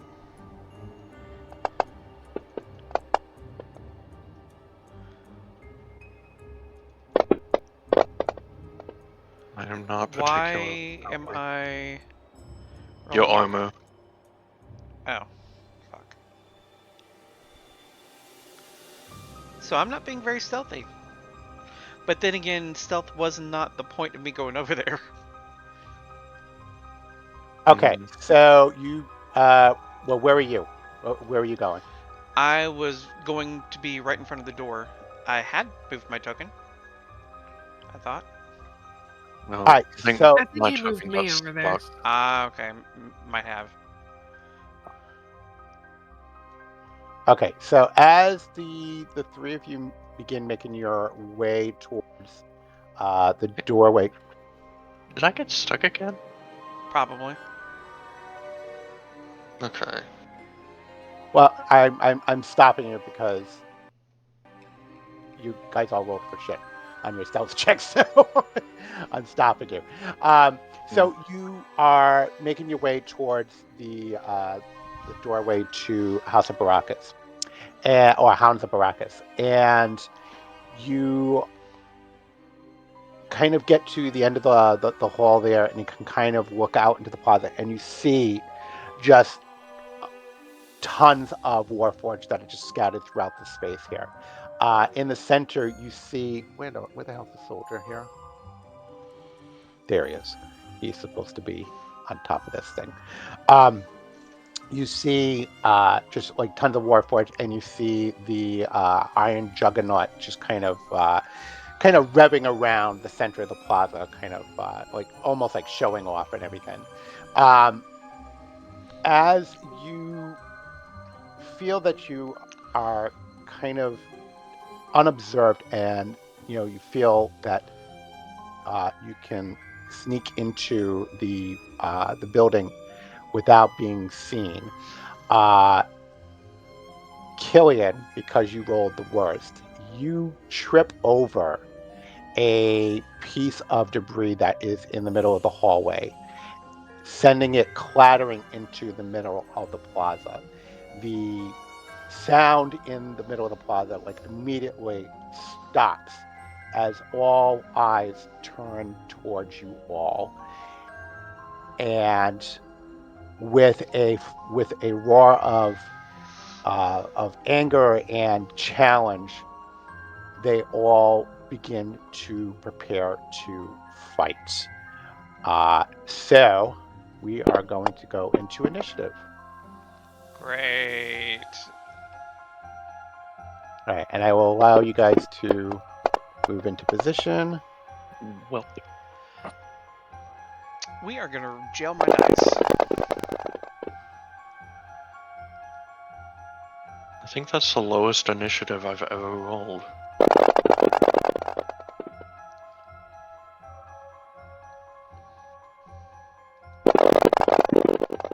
Last one. No, it's not.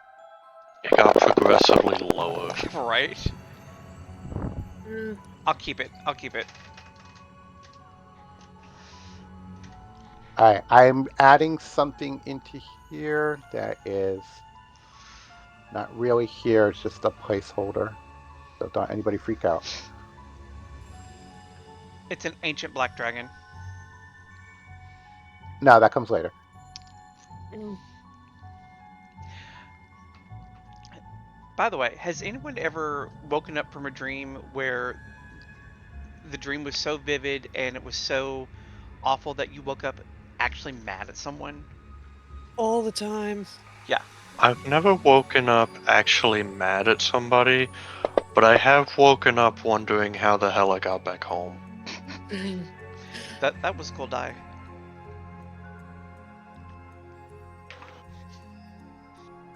Okay.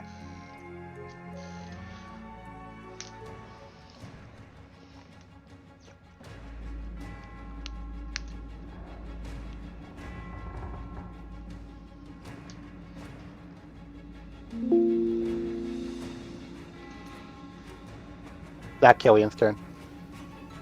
It's not, No.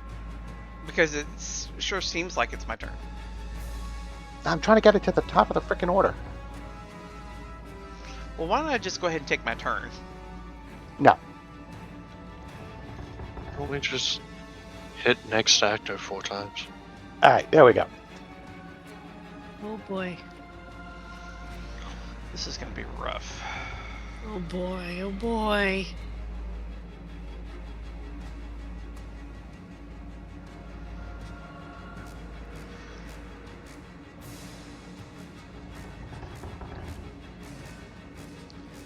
So, if we survive this, remind me that I need to buy mithril plate armor. Okay.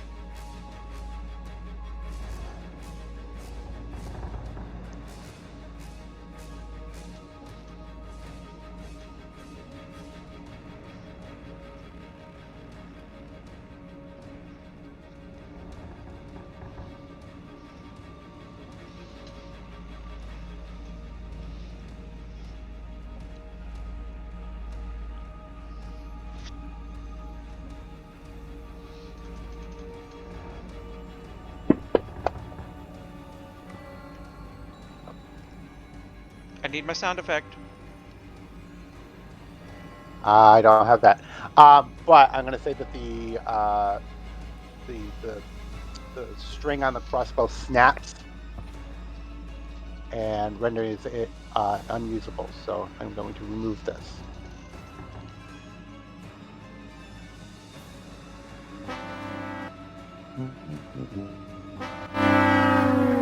Okay, Iron Juggernaut's turn. And he is going to charge Uh-huh. towards you guys. We all gotta run! I can't run until like turn 20.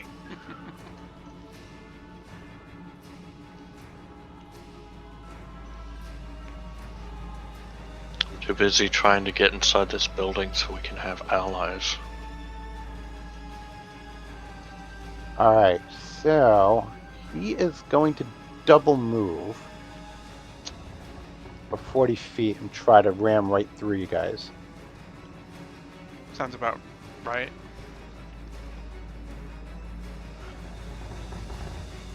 But that's as far as he can get, so only Killian and Astrid are affected at this moment. And Killian and Astrid, I need you both to make a strength saving throw. Oh, actually, you know what? I can do that.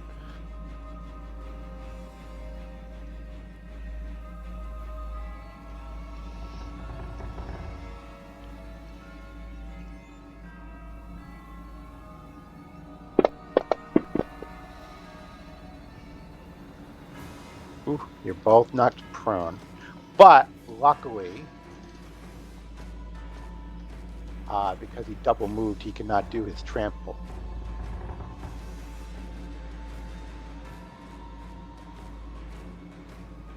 I forget, isn't there a way to kind of connect tokens? I don't know.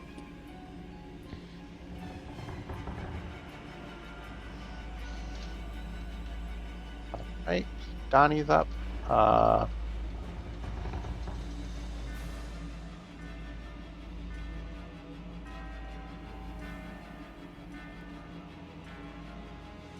Oh, nobody's got Donnie. Hold on.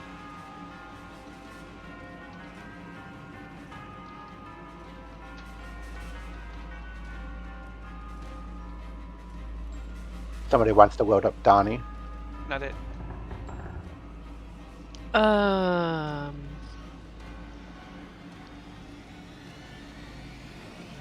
I don't know how to do that. Oh, Usually Jared got it? does. Okay. Okay. Now to remember what Donnie does. He makes bad jokes and looks hot. Let me see.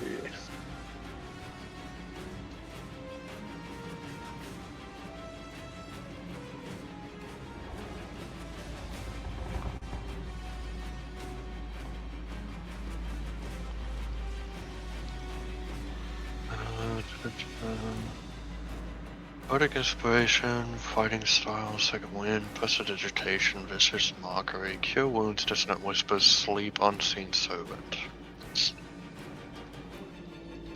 Yeah. Fighting is kind of the only thing he does. So that's just what we're gonna have to do. So Andy, on the top of any map, you'll see a little icon called Selection Mode. Click it, and then using the left mouse button and hold, draw a box around the tokens you want to move, and then release the mouse button, and it will move them together.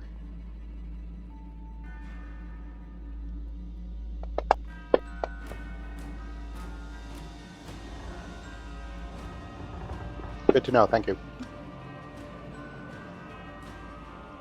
Hey. Why did you make 2 attacks? Can you not attack as a bonus action with the offhand? No, yeah, but you don't get your you don't get a bonus to the damage. Oh, it's just a normal D4? Yeah, unless you've got a feat or other ability that says otherwise. What does this say? Nope, that's not what I meant to do. I meant to read that.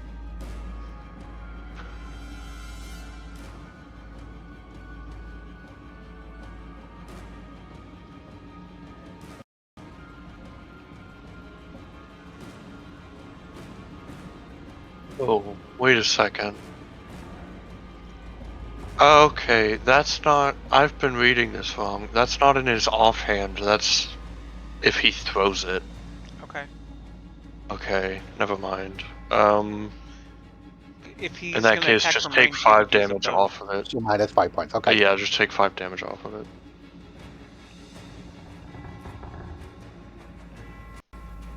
Okay, Astrid? So I need to stand up. And that's a whole action by itself, isn't it? No, it's half Half. your move. Half movement. Yep. Oh, okay. Alright, cool. In that case, I want to... Okay. Shoot. Do we want to try your first plan and just all crowd into the store? Here? I think so, but Yeah. that's just me. Well, I'm I think gonna so say it's too. Okay, I really don't like this. I don't think you want to crowd into the store, because if the floor collapses while you're in there with it, you're going down. Uh-huh. Yeah, okay. Maybe There's line no up way in out front of of him? there if we did.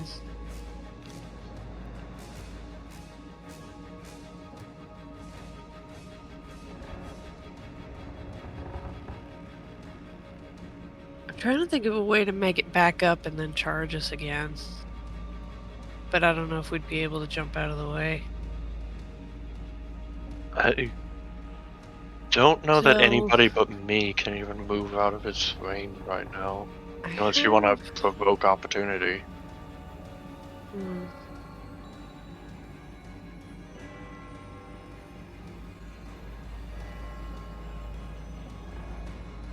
I have Zephyr Strike, but I don't think I need it right now. I think I just need to hit it.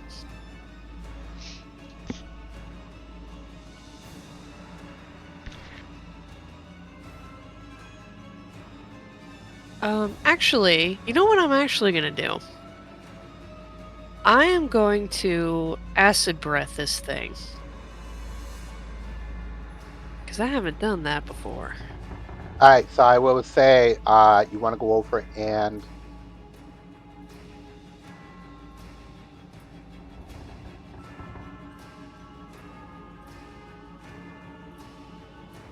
you want to get the Warforged soldier as well. 'Cause Okay. the soldier is riding the thing. Right.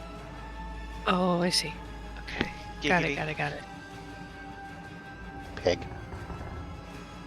Hmm? Tell him he's a pig. Alright, here we go. Oh, I cast it twice, I'm sorry. No, you didn't cast it twice. It did it at disadvantage because Oh! I didn't remove it. So let me take care of that. Hold on.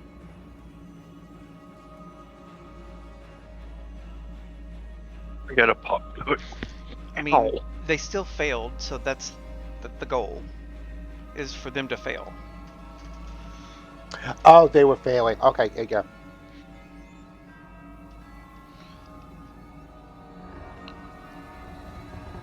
Screw it. All right, roll your damage.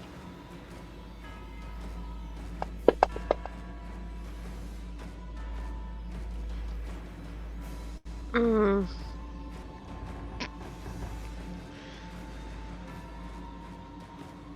That was the soldier. Did it not hit the... No, I got the Juggernaut as well. It did? Oh, I see. Okay. Cool. That did nothing! Oh boy. Da. Hey, Melody, do you still have that alchemist fire? I believe so. Would that be Yes. something that you would find beneficial if these things group up? Probably. Let me check the Let me check what it actually does. It's like a As thrown. an action for this class, make a ranged attack against a creature or object with an improvised weapon. When I hit, the target takes 1d4 damage at the start of each of his turns. A creature Oh, is can it not a end splash its weapon? damage.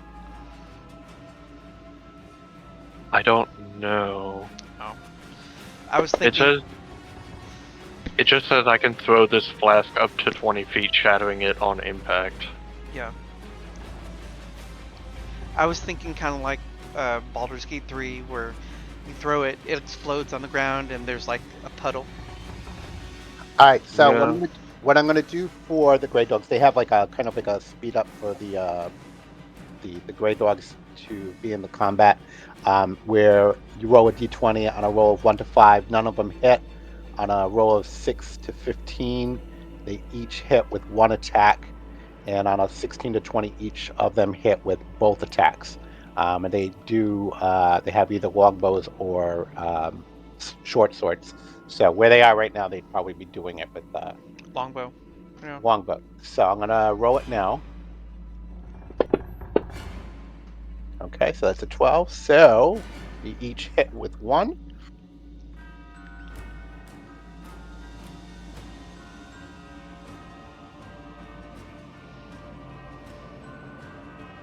All right, so I'm going to say Callie hits Raider 8 for 6 points.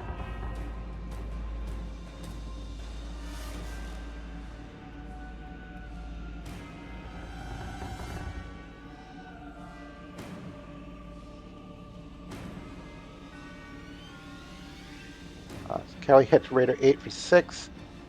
Sprocket shifts behind Caron to open up spot, and also hits 8 for 6.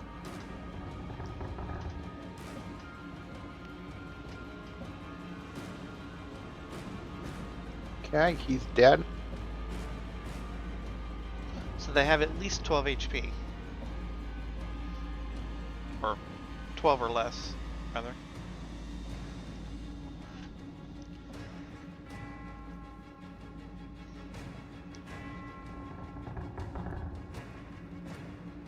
Okay, Durbo comes out and fires at the Juggernaut.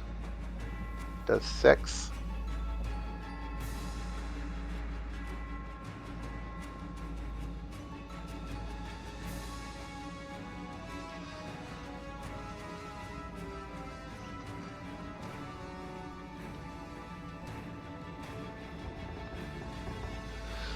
And that also does 6.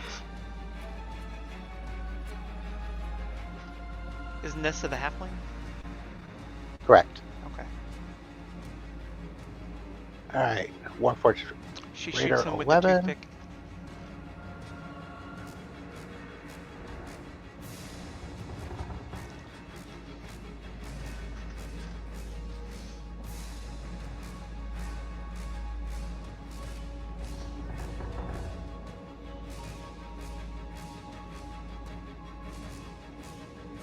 Right. And it's going to fire at Dervo. It's just going to be an attack to see if it hits.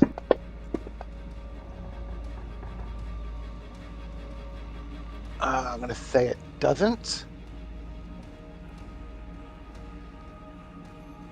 It's weird. They're supposed to be part of it, but they didn't give you any stats for them.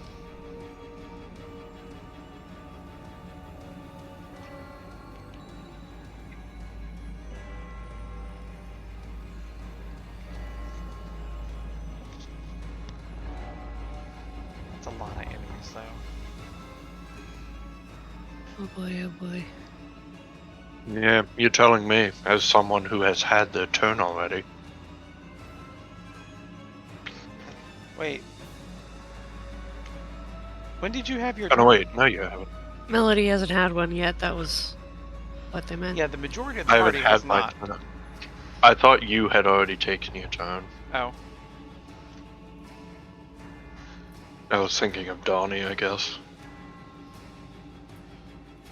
Yeah. That would make sense.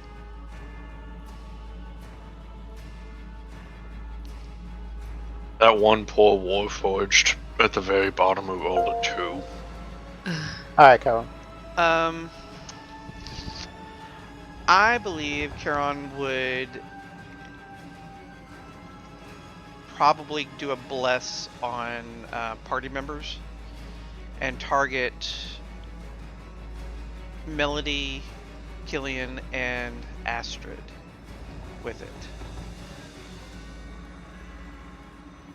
So give me a second.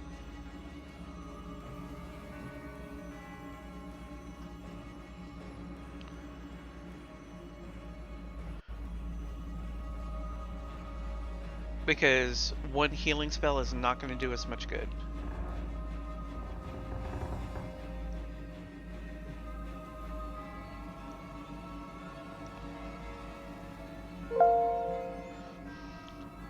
Killian will stand up and will apply a curse to the Juggernaut.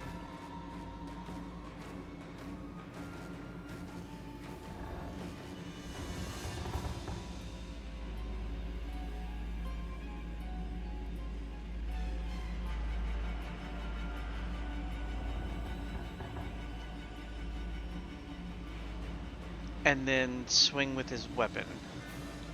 Did you remove the prone? Thanks for reminding me. So with the curse on the Juggernaut, I do my proficiency bonus as added damage on any attacks, and then my attacks can also crit on a 19 or 20, but only on the cursed target.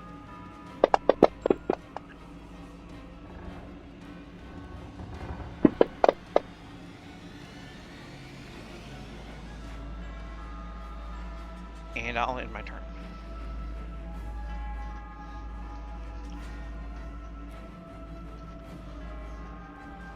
I have a feeling I'm about to be turned into a ragdoll. Well, he is actually going to thrust a javelin at Killian.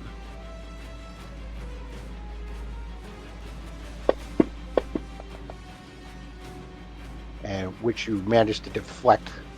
Dodge! You have a shield, right? I do. Yeah, so you just kind of deflect it with your shield. I think Alright, it Melody, has now the it's emblem of House Orion on it. Yeah. Cool. Okay. Let's see here. This building is the House of Baracus, right? Correct. Yes. Okay.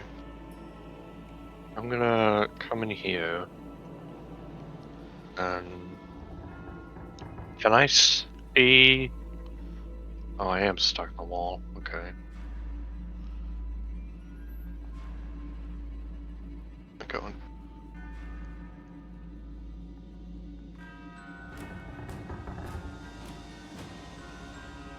Okay. Can I see any iron defenders in here? Okay. Let me grab it up here.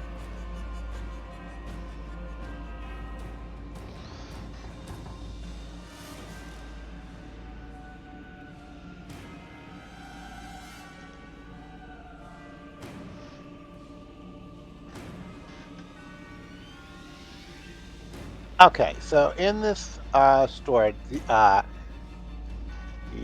this ruined store has mostly burnt down. The Gorgon seal of House Cannith is still visible above the door alongside the shop's name, Hans of Baracus.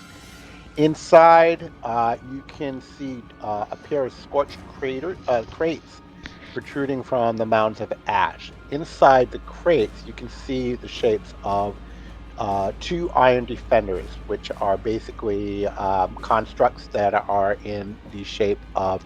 Well, no, you would know what an iron defender is.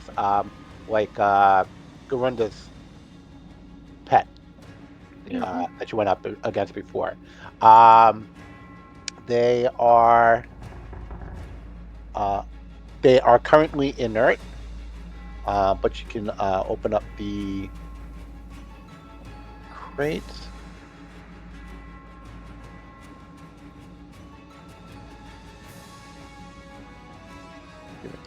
On top of each crate, you can see um, an amulet that matches the amulet matches the pendant that hangs from a collar around the necks of both uh, the Iron Defenders.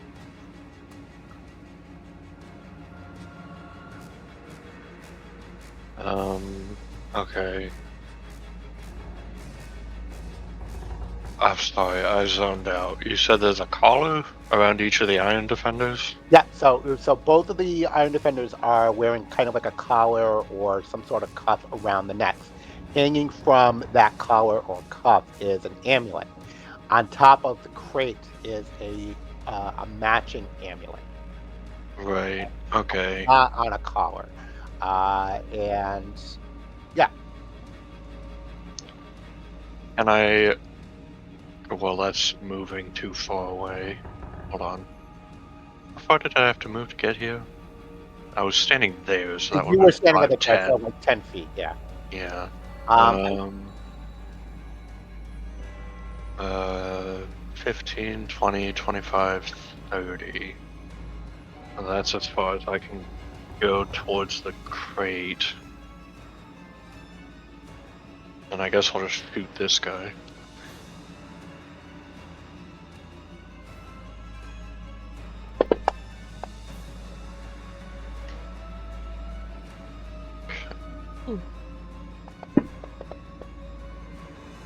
Ooh. Very nice. Okay. So whoever I just shot is dead. 2. Are you dead? None?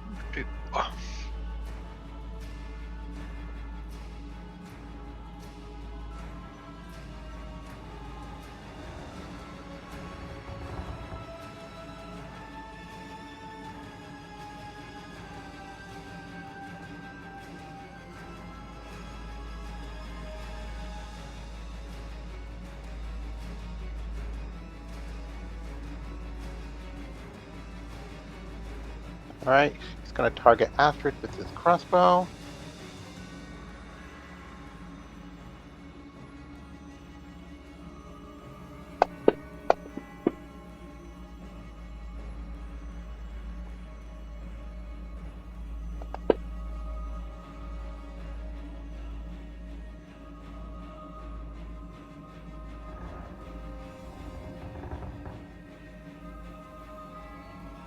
All right, so 5 is going to target Killian with the crossbow, but because the Juggernaut is in the way, we're going to go up and give him a -2 partial coverage. I feel like it should just be disadvantage.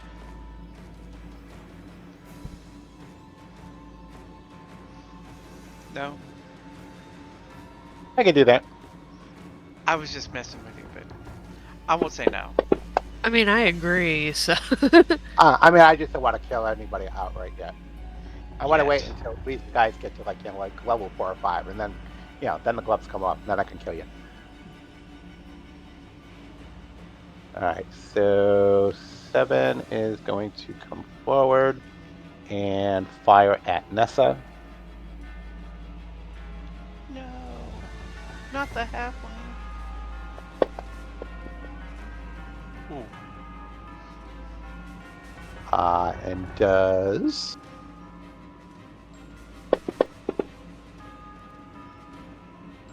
3 points. Hold on 1 second.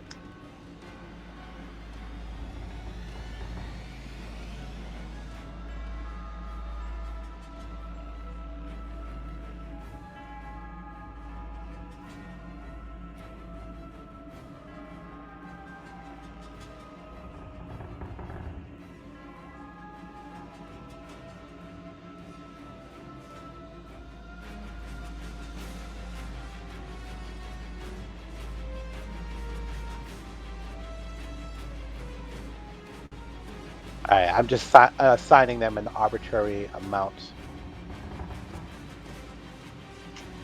of HP.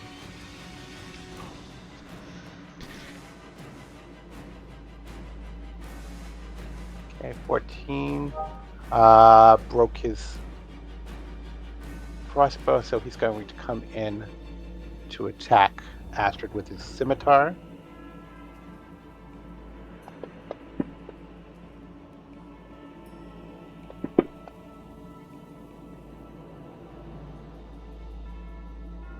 Okay, so the Juggernaut is going to continue trying to its movement, trying to get through you guys, which is now going to go over and hit all of you.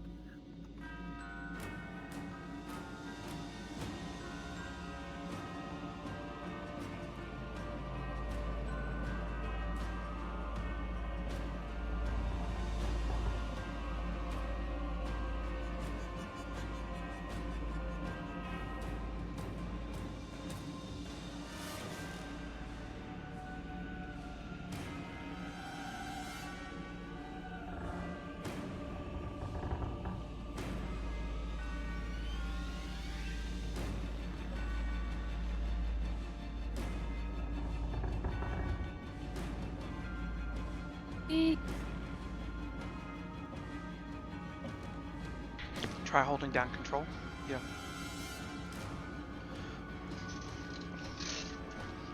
But I was trying to get it to go through the damn door. It wouldn't go through. All right. Down in Karen. Okay. We are going to ram. Doing a trampling charge, rather. Oh shit. Uh-oh. You succeeded. I succeeded. Donnie failed. Karen failed.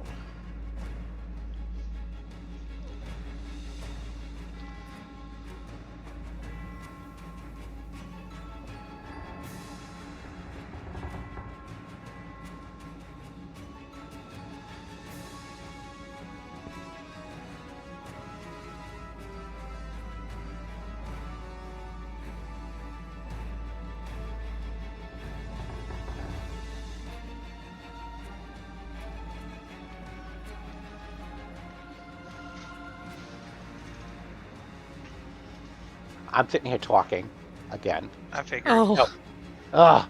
It crashes through the wall, and it does kind of like almost like this little skid as it kind of skids and crashes into the back wall, reorienting itself to make another pass to charge at you. And as it reorients itself, Melody, you hear the sound of the floor beginning to creak and crack as it begins to give way. You watch as the Juggernaut and the Warforged soldier on its back begin to fall through the floor, and you can roll a dexterity saving throw to avoid being pulled in with them. Uh-oh. Who? Melody. Okay. Oh crap.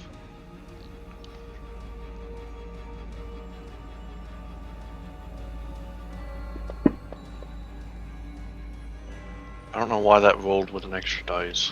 Because you're blessed. Oh, good. Okay, so you're fine. So as the floor begins to give way, you manage to jump 5 feet to your left. As the rest of the floor of this building collapses, sending the Juggernaut and the Warforged soldier crashing down below.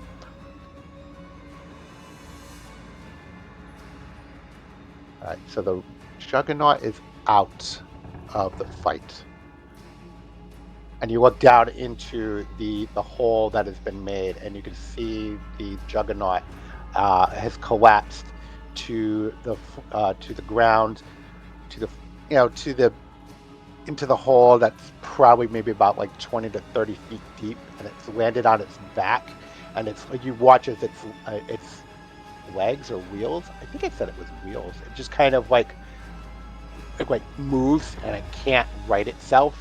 And you can see that the soldier that was on the back of it is pinned beneath it. So it's steampunk blitzcrank in D&D. Gotcha. Or hot rod I don't know about blitzcrank. whatever. So the Warforged soldier is out, and the Juggernaut is also out. I still want to shoot it occasionally. All right, Donnie. Oh, right. Okay.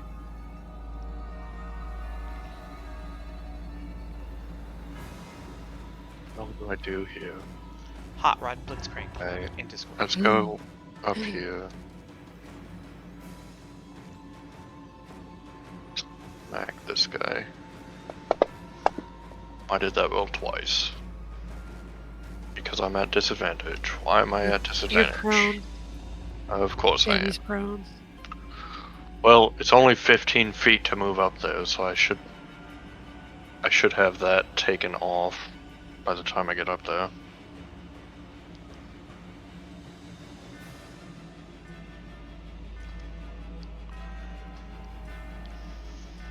Damn it! I did it again. If you were making an attack, you would have stood up, so that would have taken the prone off. So it would have been at disadvantage. So if you want to make that attack again, go ahead.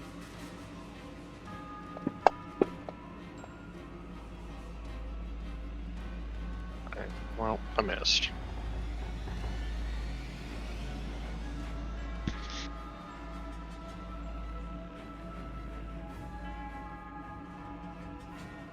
All right, Astra, kick his ass.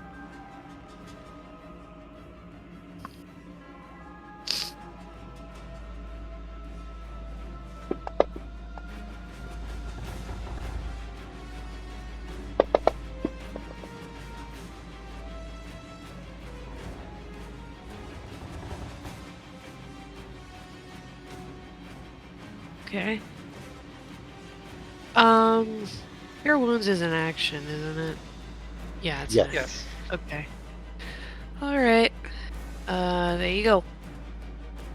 Bopped him on the head.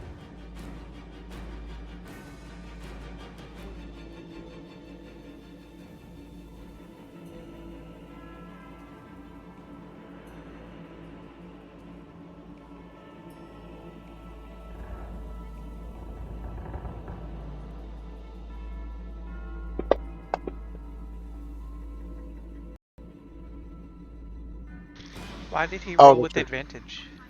Because she's oh, prone. she's prone. Okay.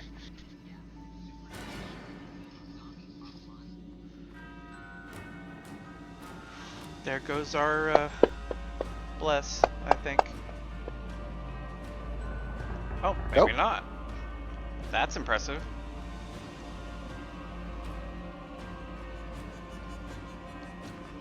Hmm.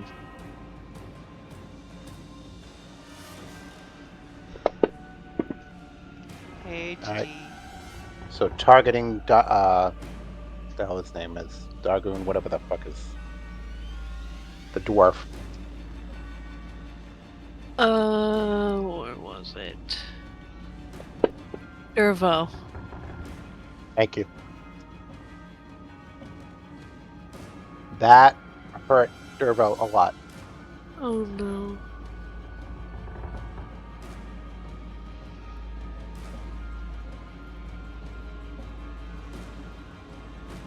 Okay, so roll a d20.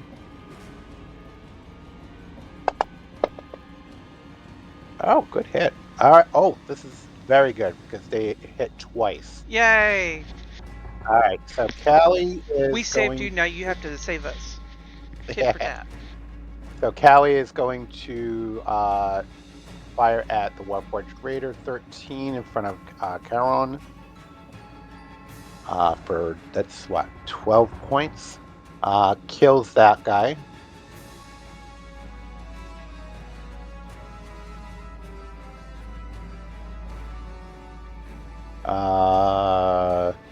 Sprocket will come forward and fire at Raider 7 for 12.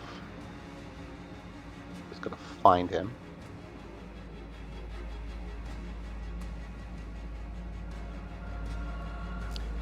Doesn't kill him. Nessa is gonna fire at the same one.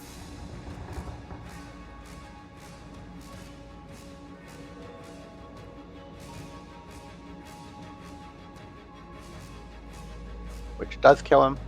And then Dervo will fire at 6.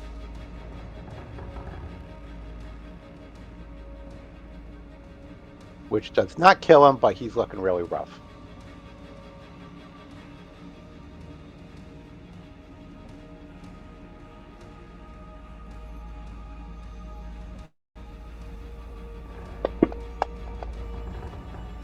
Ooh. Oh.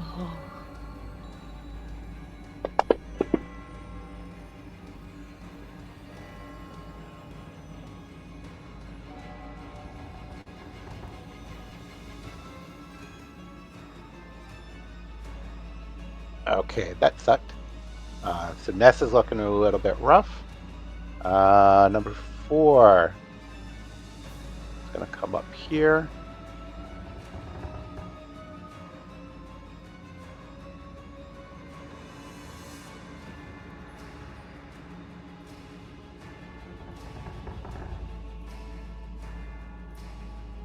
And he's going to target Killian.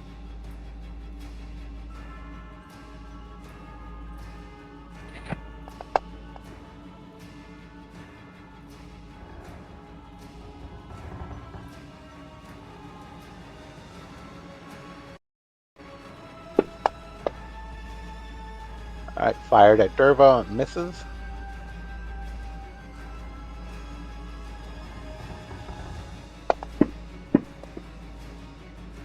This guy also fires at Dervo.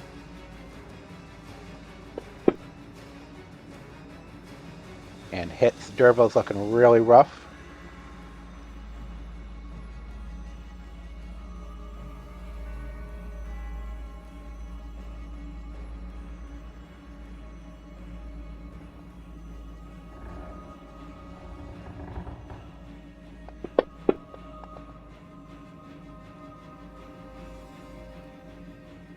Okay, hits Nessa.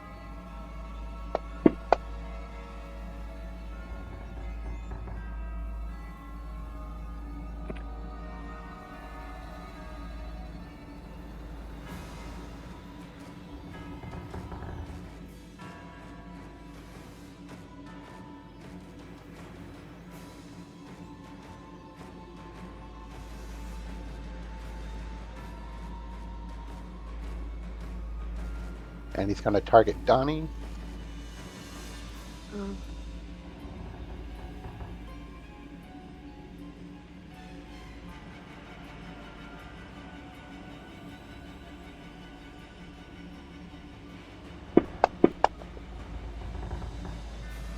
And misses. And now it's Karen's turn. Karen's standing up, I'm guessing. Yes. And she's going to move in position behind Donnie. Like in the doorway. Yeah. And she will untarget her allies and target number 14 and stab him. What the hell? Ooh. I untargeted. Oh, you got yourself targeted. And Melody. Can you untarget Yeah, us? yeah.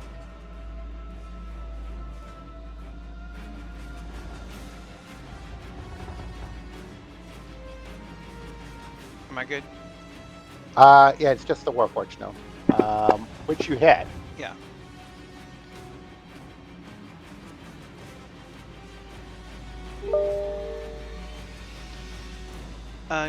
Killian will fire off a Eldritch Blast at Raider 4, just kind of swinging his sword in the air.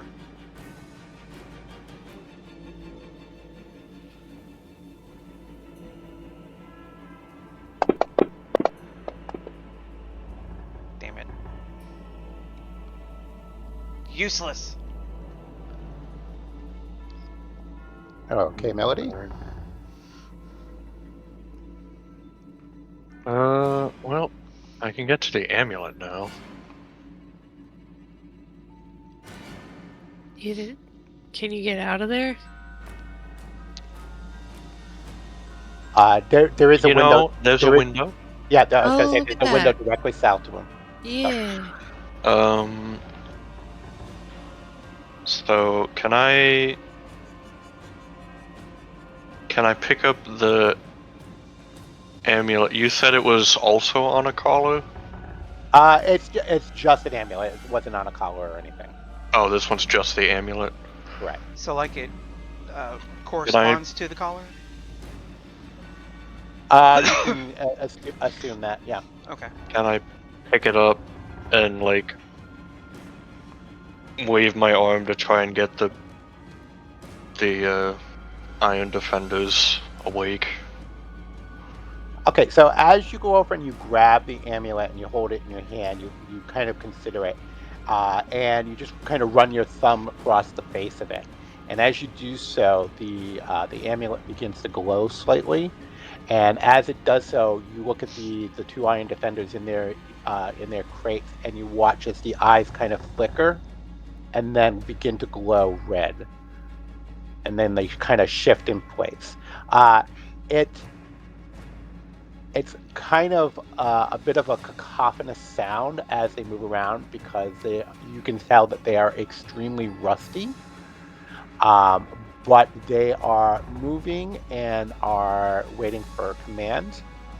They are, however, locked in their crates, and it would take a crowbar or something similar to open them. They're made of iron. Can I just tell them to beat the crate open? Well, I mean, you haven't taken an action yet. I'm considering this as a bonus. So if you've got a weapon or something like that that you want to go over and pry open the crates. I have a sickle, so I guess I can try that.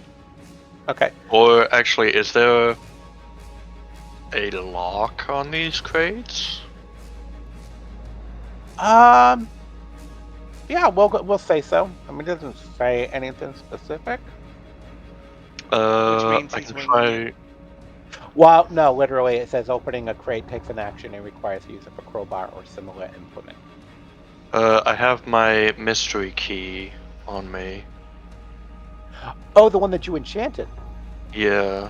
Nice. So there's I believe, if I remember, there's a 5% chance of it opening any lock. So I'm probably not going to get it, but Oh, yeah. may as well try. I'm 2 off from opening the lock. How dare you? Also, why am I Donnie?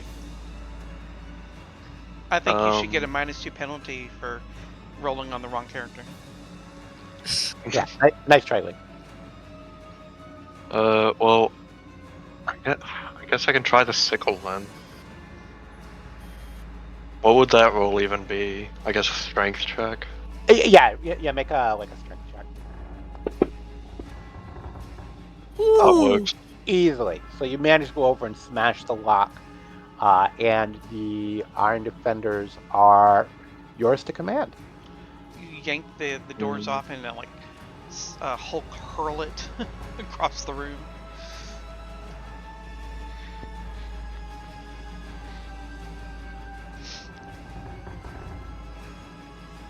Okay. They're mine to command, but I can't. I unfortunately cannot do that because I've now used my action, and command is an action. So.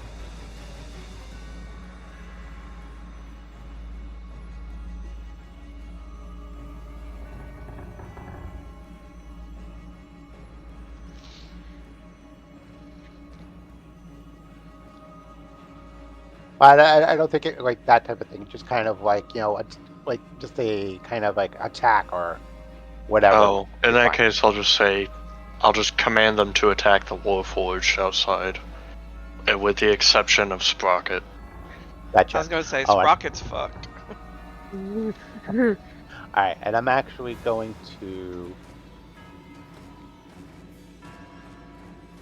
Okay, so that's the hole.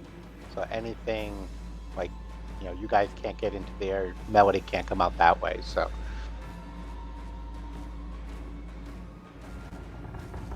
No. There is a window.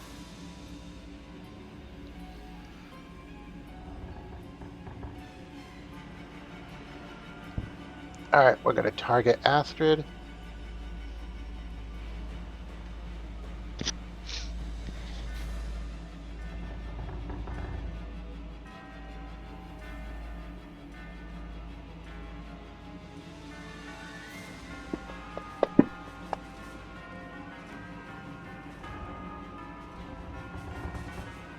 All right, so Iron Defender 1.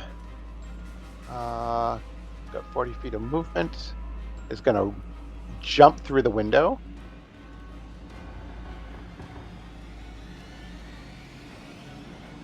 What window? Oh. The one in the wall. Yeah, I thought that it was one of the things that we're fighting. Oh. I forgot what an Iron Defender was. All right, so it jumps through the window.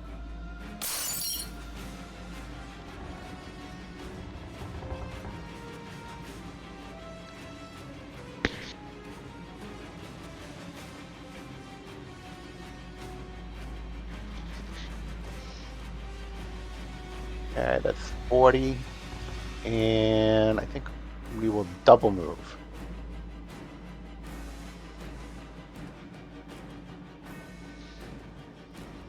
All right, so he runs to there and kind of like just threatens the Raider 4.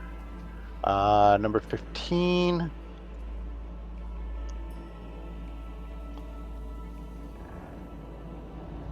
Is going to get brave and come and attack Astrid with its scimitar.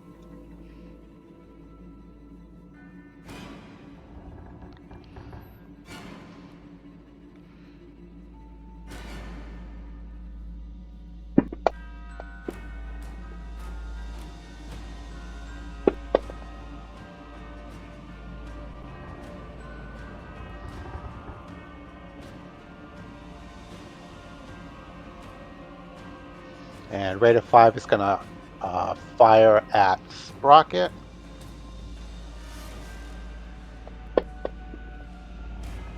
And that's a miss. Donnie. 180.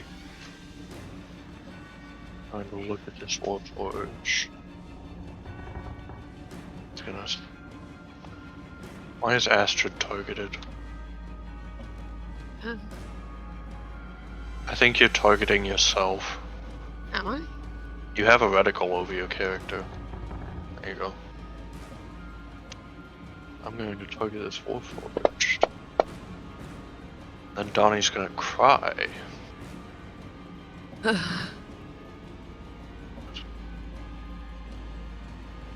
Donnie should have moved into flanking. Oh, I forgot that you can move in a radius.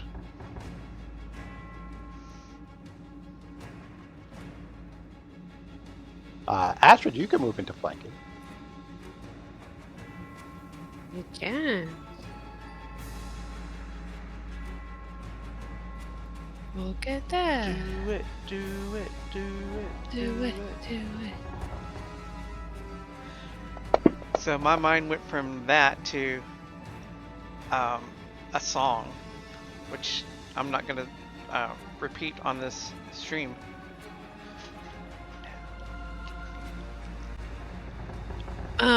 Do I also use advantage for the damage? No, No. No. Okay. it wouldn't even roll advantage on Oh. damage. It'll only do it on a d20. It's a smart system. Well, smart-ish. British. I didn't even have it targeted, did I? No, you didn't. I just tried to drag it and drop it on it too, and you take.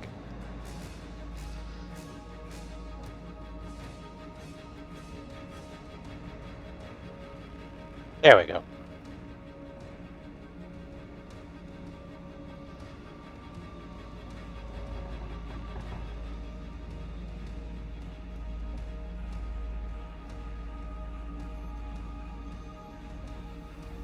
Alright, he's going to fire at Sprocket. Actually, you know what? He's going to fire at the Iron Defender. Woohoo!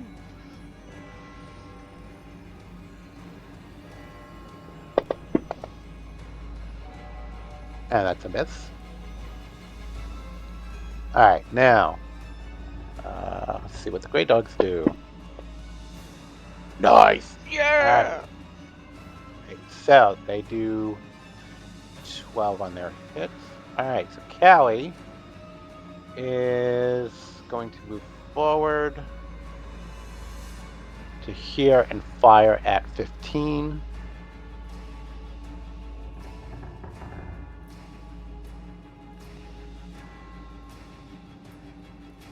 And kill that one. Sprocket is going to move here and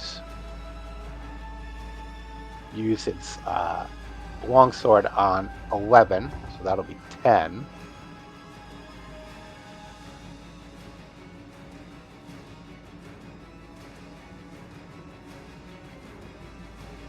Which sadly does not kill it. Nessa will use her longsword to stab the 11 and kill it. And then Durbo, whatever the hell his name is, he is going to...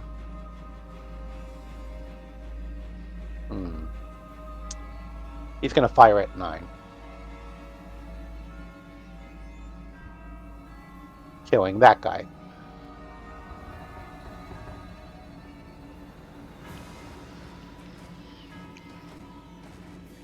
Number 4 is going to use his scimitar on the Iron Defender.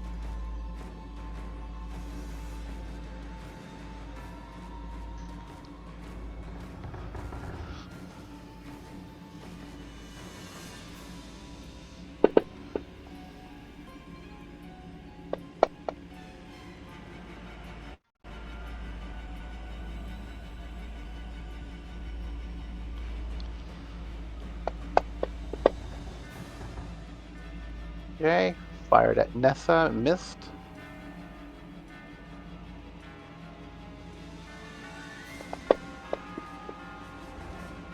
fired at Durgo, and does hit. Which knocks Durgo out. He is unconscious and bleeding out. All right. Second Iron Defender also jumps through the window.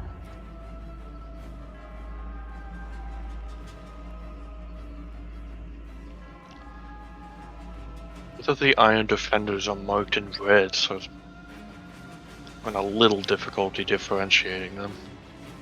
Oh, thanks for reminding me. I can fix that. There we go.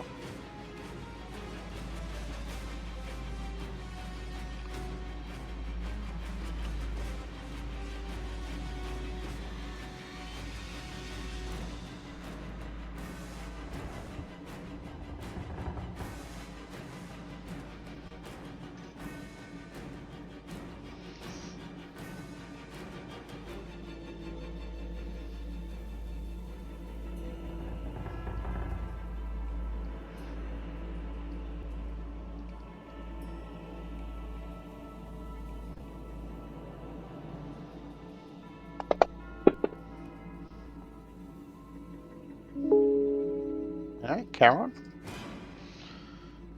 She is going to come down here and apply a healer's kit to stabilize Duarden, whatever his name is. Durvo. Where is it? Healer's kit. It doesn't have an effect. It's just going to stabilize him. No problem. I mean, it's And good enough. that's his or her standard. Killian will. Do we have anything that is injured? Where's Warforged 6? My hopes and dreams. Right. So Killian's going to shoot this time at Warforged 6.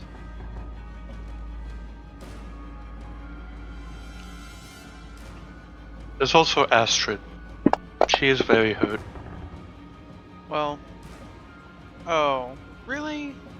Wah, wah, wah, wah. Automatic miss. Okay. He is going to walk up here next to the Iron Defenders and end his turn.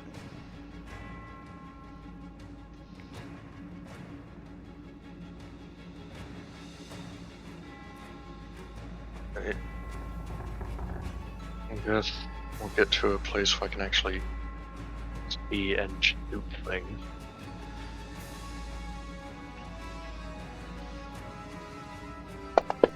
Revelio hit. Revelio do damage. Nice damage. Uh-huh. Okay.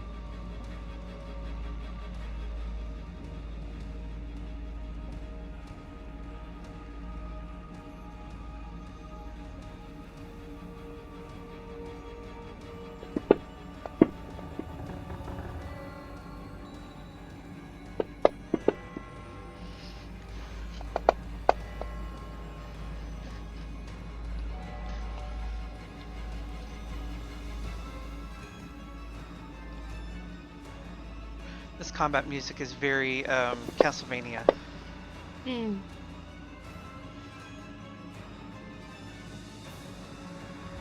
Shoot it. No. Donnie! Yes. Bonnie does, in fact, have a bow. Yeah. A bow that Oh, I no. now. The bowstring snaps. Wow. The bowstring snaps. It will take him an action to restring it. Oh boy, oh boy. That's harsh. At least it didn't blow up. I mean, I'd hate to see an automatic fumble on a revolver. Well, thankfully, I have the mending skill, so That's true. I'm if gonna. it does happen, I can fix it. Sorry. I'm gonna fire at number 1. Do I have any? No, I don't. Realistically, if I do get an automatic, if I get a crit fail with a revolver, it probably wouldn't explode. It would just jam. It would jam and probably just like the what I'm saying for the crossbow. Probably take an action to unjam it. Yeah. I think it would be kind of like Looney Tunes, so Yosemite Sam, where the end of the pistol like spreads out or fans out, falls back, kind of like a flower. Mm. All right, gray dogs.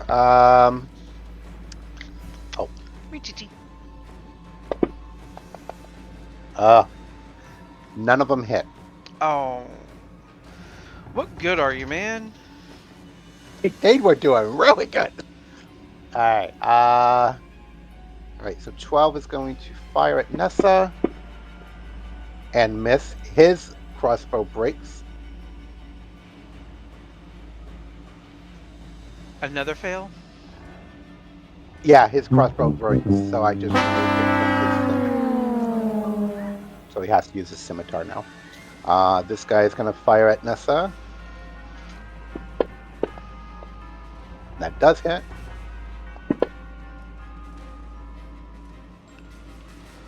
Ooh, almost. She's still up, but just barely.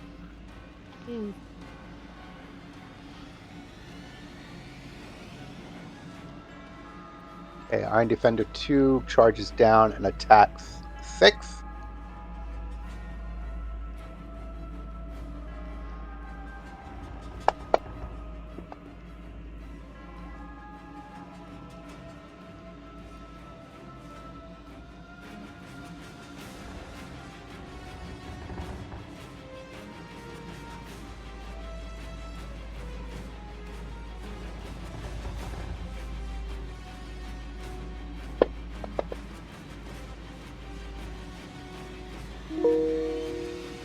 All right, Caron. So Nissa's not down, right? She's not down, but she's very close. Okay, well, if she's not down, she doesn't need help. She got 1 hit point. Okay. I don't know what she thinks I'm going to do about it. Wow. Karen is going to walk down to Raider 3 and try to poke him. And miss. You have a halberd. Doesn't that have a reach of 2? It, yeah, well, it has reach, but yes.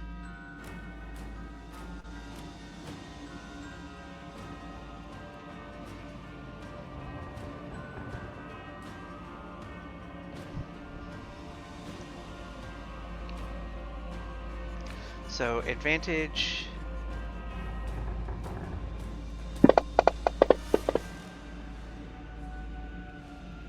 It should not be a critical. Why not? Because my curse is not on that target. Oh. Okay, well, then just roll regular damage. Yeah. I'm gonna try. I will untarget and see if it will allow me to just roll.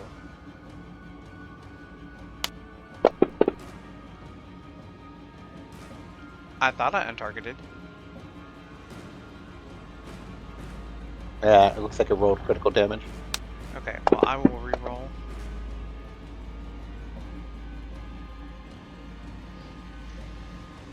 Can I just have you take off the 5 from the first one?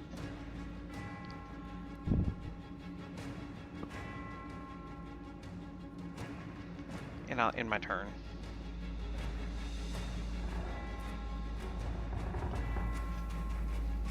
La, la, la, weaponry.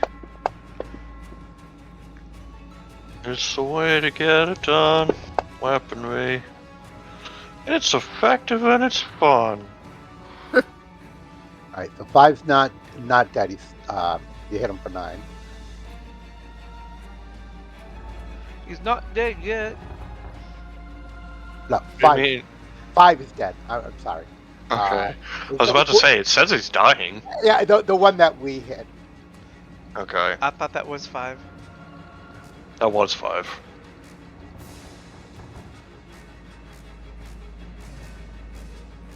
He was not dead in response to what I did. Exactly. He wasn't Correct. dead, and then you hit him again, and now he's dead. Okay, we got it. Okay. All right. Anything else for Melody? I don't think I can do anything else, so no.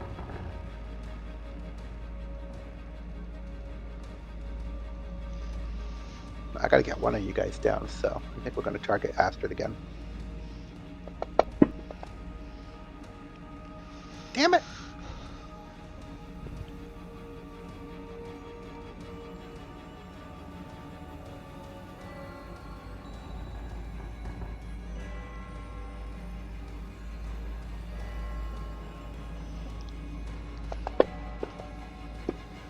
What is that dice?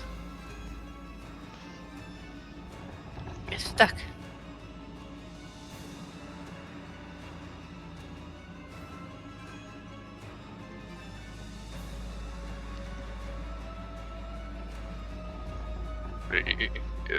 Donnie.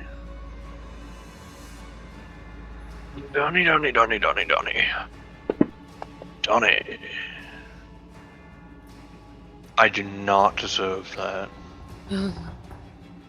Okay, but you know, it hits, so we take those. How many actions do you have? Just one. We're not high enough level for any class to get bonus attacks yet, I think. I think that comes with what? The 3rd level? 5 or 6, depending on I think, yeah, multiclassing or Oh, class. you know what? I'm thinking of the subclass. yeah, for Artificer it comes at level 5. For Fighter, I think I had at least one at level 3. No, you get the action surge at like level 2. But multi-attack is at level 5. For Bard, it's at level 6. I rolled that twice.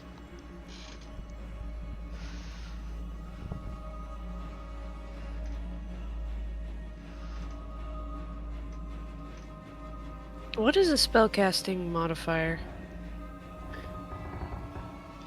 Your primary casting stat, so like Wisdom, Int, Charisma.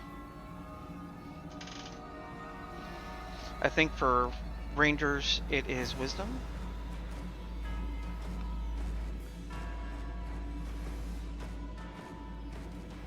Well, Wisdom says +3.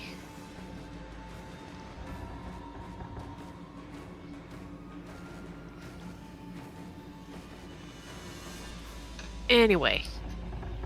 Yeah.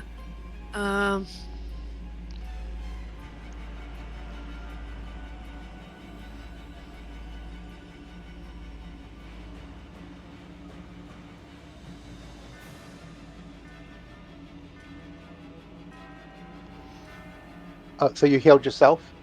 Yeah, and I accidentally rolled it twice. Okay. Did you adjust it already, or? Let me see. Well, what were you at? What? I was at 14. You were at 14, and you said your modifier was 3. Yes. All right, so you would have healed for 4, so you're at 10. Okay. All right.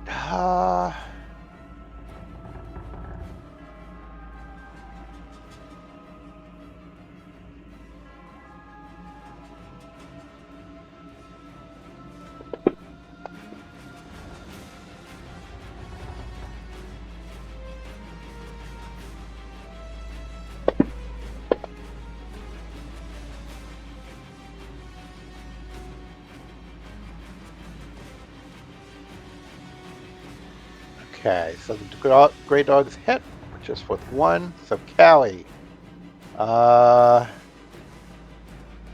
fires at 6 for 6 points. Kills it.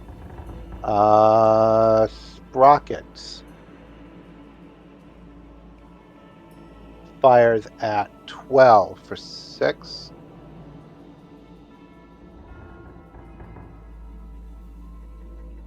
And Nessa also fires at 12.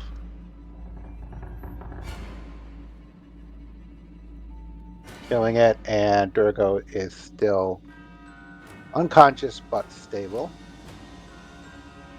3 is going to attack Caron.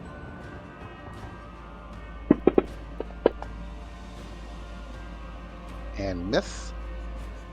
And Defender 2 comes down here to get flanking.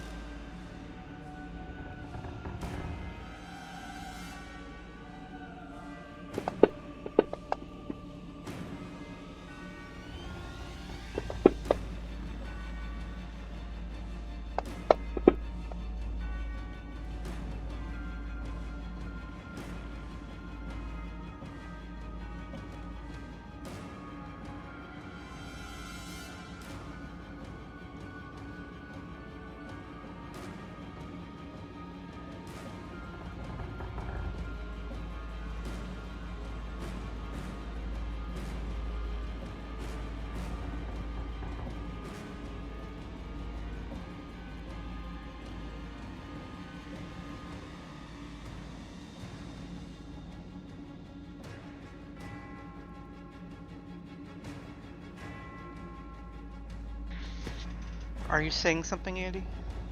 I was trying to figure out why the effect that I was trying to put on didn't do what I thought it wanted it to do, but the bite attack went over so the Iron Defender goes over and grabs onto the Warforged arm and just kind of shakes it, drags it down to the ground, and then goes over and lunges for its throat and rips it out. So it's dead. All right, Karen. Looks like you just have one left. Yeah, she's going to kind of get up next to Nessa, but is going to do a Sacred Flame on the remaining whatchamacallit. Once I find it.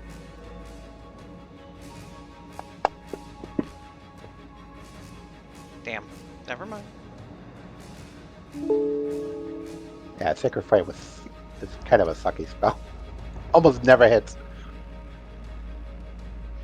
Killian will get in flanking position. Can you take all the well, don't take the curse stuff off yet, because he's going to want to go and shoot at the Juggernaut.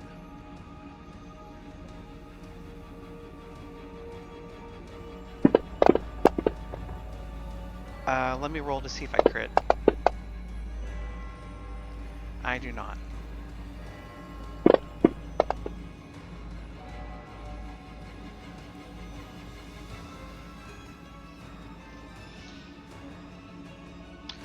Melody, bring it in. Why?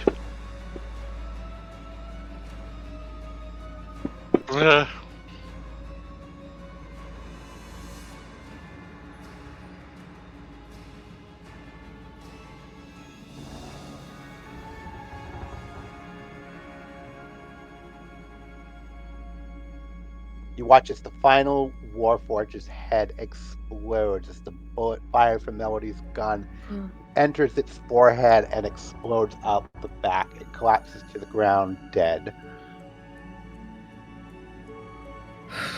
Take a moment to pause and look around, looking for any further attacks. Does not appear to be any. So we can go in and just start shooting the Warforged Juggernaut like fish in a barrel. Pew, pew, If pew, it's pew. not already dead. That's true. Yeah, you can. I mean, it's like it was taken out of the fight, so. I will go and check on it. All right, so Melody goes back through the window, looks down into the hole, and you can see that the juggernaut is still on its back. Its legs or wheels just kind of like moving uselessly, not able to right itself to get back into the fight. You also see that the Warforged soldier is still pinned beneath the bulk of the Juggernaut, actively trying to pull itself free, but it is unable to. It is the Juggernaut is just too heavy for it to move, but he's still kind of living. So So we should probably take them out so that they don't, turn into an enemy down the road. I was going to say, can I just aim and shoot the guy? Kill it. Do we want to throw an explosive at it? Oh yeah. Say- do you Boom, have an boom, I boom, could explosive? boom. use my alchemist's fire. That'll work. Okay. I guess I'll just throw the alchemist's fire down at the juggernaut then. Okay, so the glass vial breaks, spreading the flammable liquid across the surface of the juggernaut, and you watch as it just slowly kind of drips down the side, spilling flame and boiling oil, whatever, onto the Warforged soldier as it writhes in pain.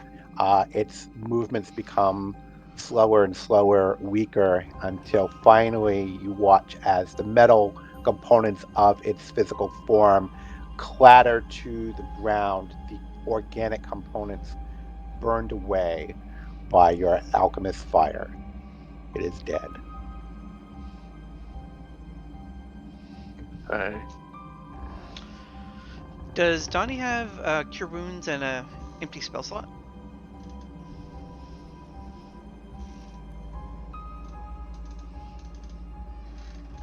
Oh, wait, I have to check that. So,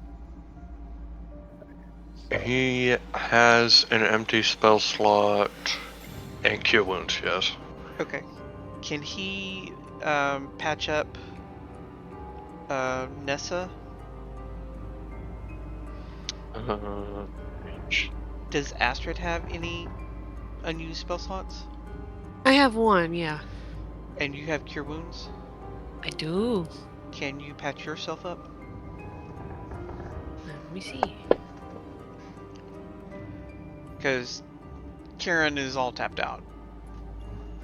6 plus 3 And would be I would 9. like to avoid using our healing potions if possible. Yeah. Okay, so I'm golden. So at this point, Karen's the only one that's really hurt.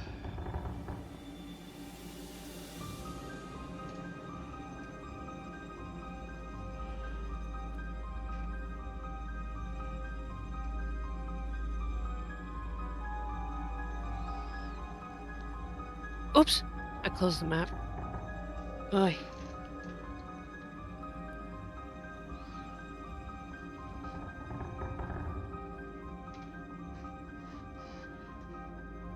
Andy, if you're talking, we can't hear you. I'm not. I was actually figuring out XP. Oh. Okay, so you guys are addressing Nessa and Durbo, whatever that was name is. yeah. Okay, so you managed to address the more severe of both Durbo and Nessa's wounds, getting them back on their feet. And Callie, uh, looks at you all. She says like, like, damn, it's like I picked well when I found you guys in Sharn. You guys are incredibly impressive. I thank you for helping save our lives and getting us out of here. Uh, I'd like to get out of here now. Agreed. So would Agreed. I. I think Karen. Does anyone else have a another spell slot open for a heal? No. Um, Okay. What about well, Donnie? it's not a spell, but I can cast Healing Hands as a action once per long rest, I think. I guess the question is everybody well enough to travel? Karen is Back. not. Okay, because I mean, if worse comes to worse, you guys can go up and hold up someplace and Do a short rest. well, do a long rest if you need to, I mean, that sounds like a plan. or a short, whichever. I mean, whatever you want to do. I mean, a short rest. She could. I think she has a healing surge or a hit die she can use. Yeah, she's got hit dice she can use. So if we take Alright, just a short rest, that'll get us through, and then we can head back towards home. okay. Yeah, and then I guess we'll call it there because it's 8:30. Yeah, yeah. I was actually going to do that. So I am going to say that you make your way to the rug shop where Tandal's body is, and as you all take some time to, dress your wounds and rest, kind of prepare for the journey home. Uh, Callie and Sprocket work together and take one of the carpets and they wrap up Tandal's body to make it easier to carry home. The fanciest And body bag you ever did see. yeah, and Sprocket's is a pretty buff Warforged, so carrying the body is like nothing severe for him, so he's able to do that. So you guys take the hour, you take a short rest, you can spend any hit dice that you wish to get yourselves to that point. I'm not injured, and I don't think Donnie is either. Yeah, he's Killian not. can. Oh, he's really not? No, yeah, Donnie Oh. didn't take any damage in that fight. No, Ken, I could have sworn that I hit him a couple of times. He went prone once. Oh, that's what I'm thinking of. So, is there like a cart or anything around here that we can load the Oracle of War onto? Not really. Okay. Can we maybe make a makeshift litter and then like drag it? I will say I will let you do that. I will have you roll a either investigation or survival check to find the materials in which to do so. This is a pretty messed up place, so the DC is, I'm going to set the DC at 18. Okay, can someone assist me on an investigation? Give me a help advantage. I guess I can. Okay. I don't know if I'm able to do that. How do I do that? You just say you're gonna help. Oh, yes, of course.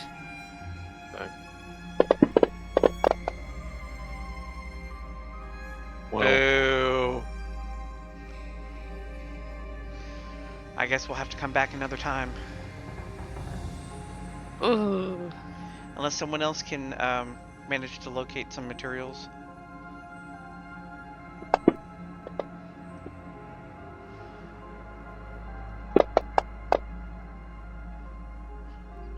okay. Karen, everybody else is like finding like just like junky stuff, and Karen just goes, "Well, how about this?" I found a And rock. she finds a oh god, like one of those like flatbed dollies, Mhm. like at Home Depot. She's like, "Oh, how about this?" My God. She demanded to speak with the manager of the facility. Okay, cool. All right, so you load up the Oracle onto the flatbed. And throw one of those extra rugs over the top so it doesn't look like we're carting off, highly sensitive technology. Correct. Who are we gonna give this to? I don't think we want to leave something like this for anyone to get. So we can take it back and then decide what we're going to do with it when we get there. Like send it to we could send it to House Orion and they can deal with the other dragon marked houses and figure out what's going on. I didn't really have a plan as to who it should go to, just that it should not be left. Right. Okay.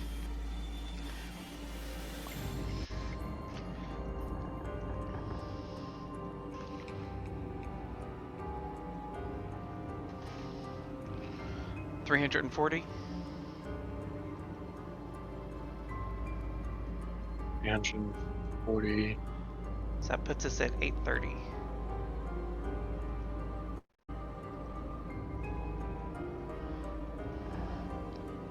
I'm sitting here.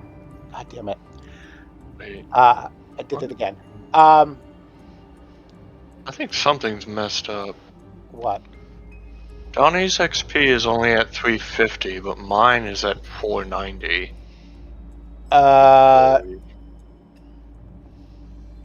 What are you at, Lee, for Killian? I just 830? I think I was at 490 because I'm at 830 now. Yeah, I'm at 830 after putting that in, so Donnie is behind. Yeah, apparently. just update him. I'll just change it to 830. Yeah, he probably just either wasn't here for an XP reward and forgot to go over and deal with that. So everybody should be at the same now. So what we'll do is plan for leveling up. Okay, so figure out where you kind of want to go with level 3. And then when we meet next time, we will kind of do like the wrap up, getting back to salvation, turning in the quest, and that would be like the quest reward will put you over the top there. So we will deal with that next time. Okay. All right. What level or what XP are we supposed to be at? Because I'm at 192. You should be at 830. Okay. And we're leveling up next session? Next session, because I will give you the 70 hit points the 70 XP you need to hit level 3. I'll get 70 hit points instead. What was I going to say? So I would say that for next week, kind of plan. I would probably say just level up on D&D Beyond, so that way it's ready to go. And then next week we'll go over it. We'll put it into Fantasy Grounds and take it from there. Take it off. Shut up. Go ahead and level up over this week. Yeah. So that way we're ready to add it to Fantasy Grounds when we meet next time. I don't have any selections that I have to make at level 3. Cool. All right, good game, guys. This was fun. Thank you. Could have made it a little bit harder than I did. I think you did just fine. Well, let's put it this way. Be glad that you went over and you dealt with the first group of Warforged, because if you hadn't been ambushed by them, they were part of this group. Oh. Fun. So that would have been another 10 Warforged. So. Oh. All right, guys. Have a good night. Good game. We'll see you next week. Later. Bye. Bye. And tell Jordan I hope he feels better. Yep. Okay.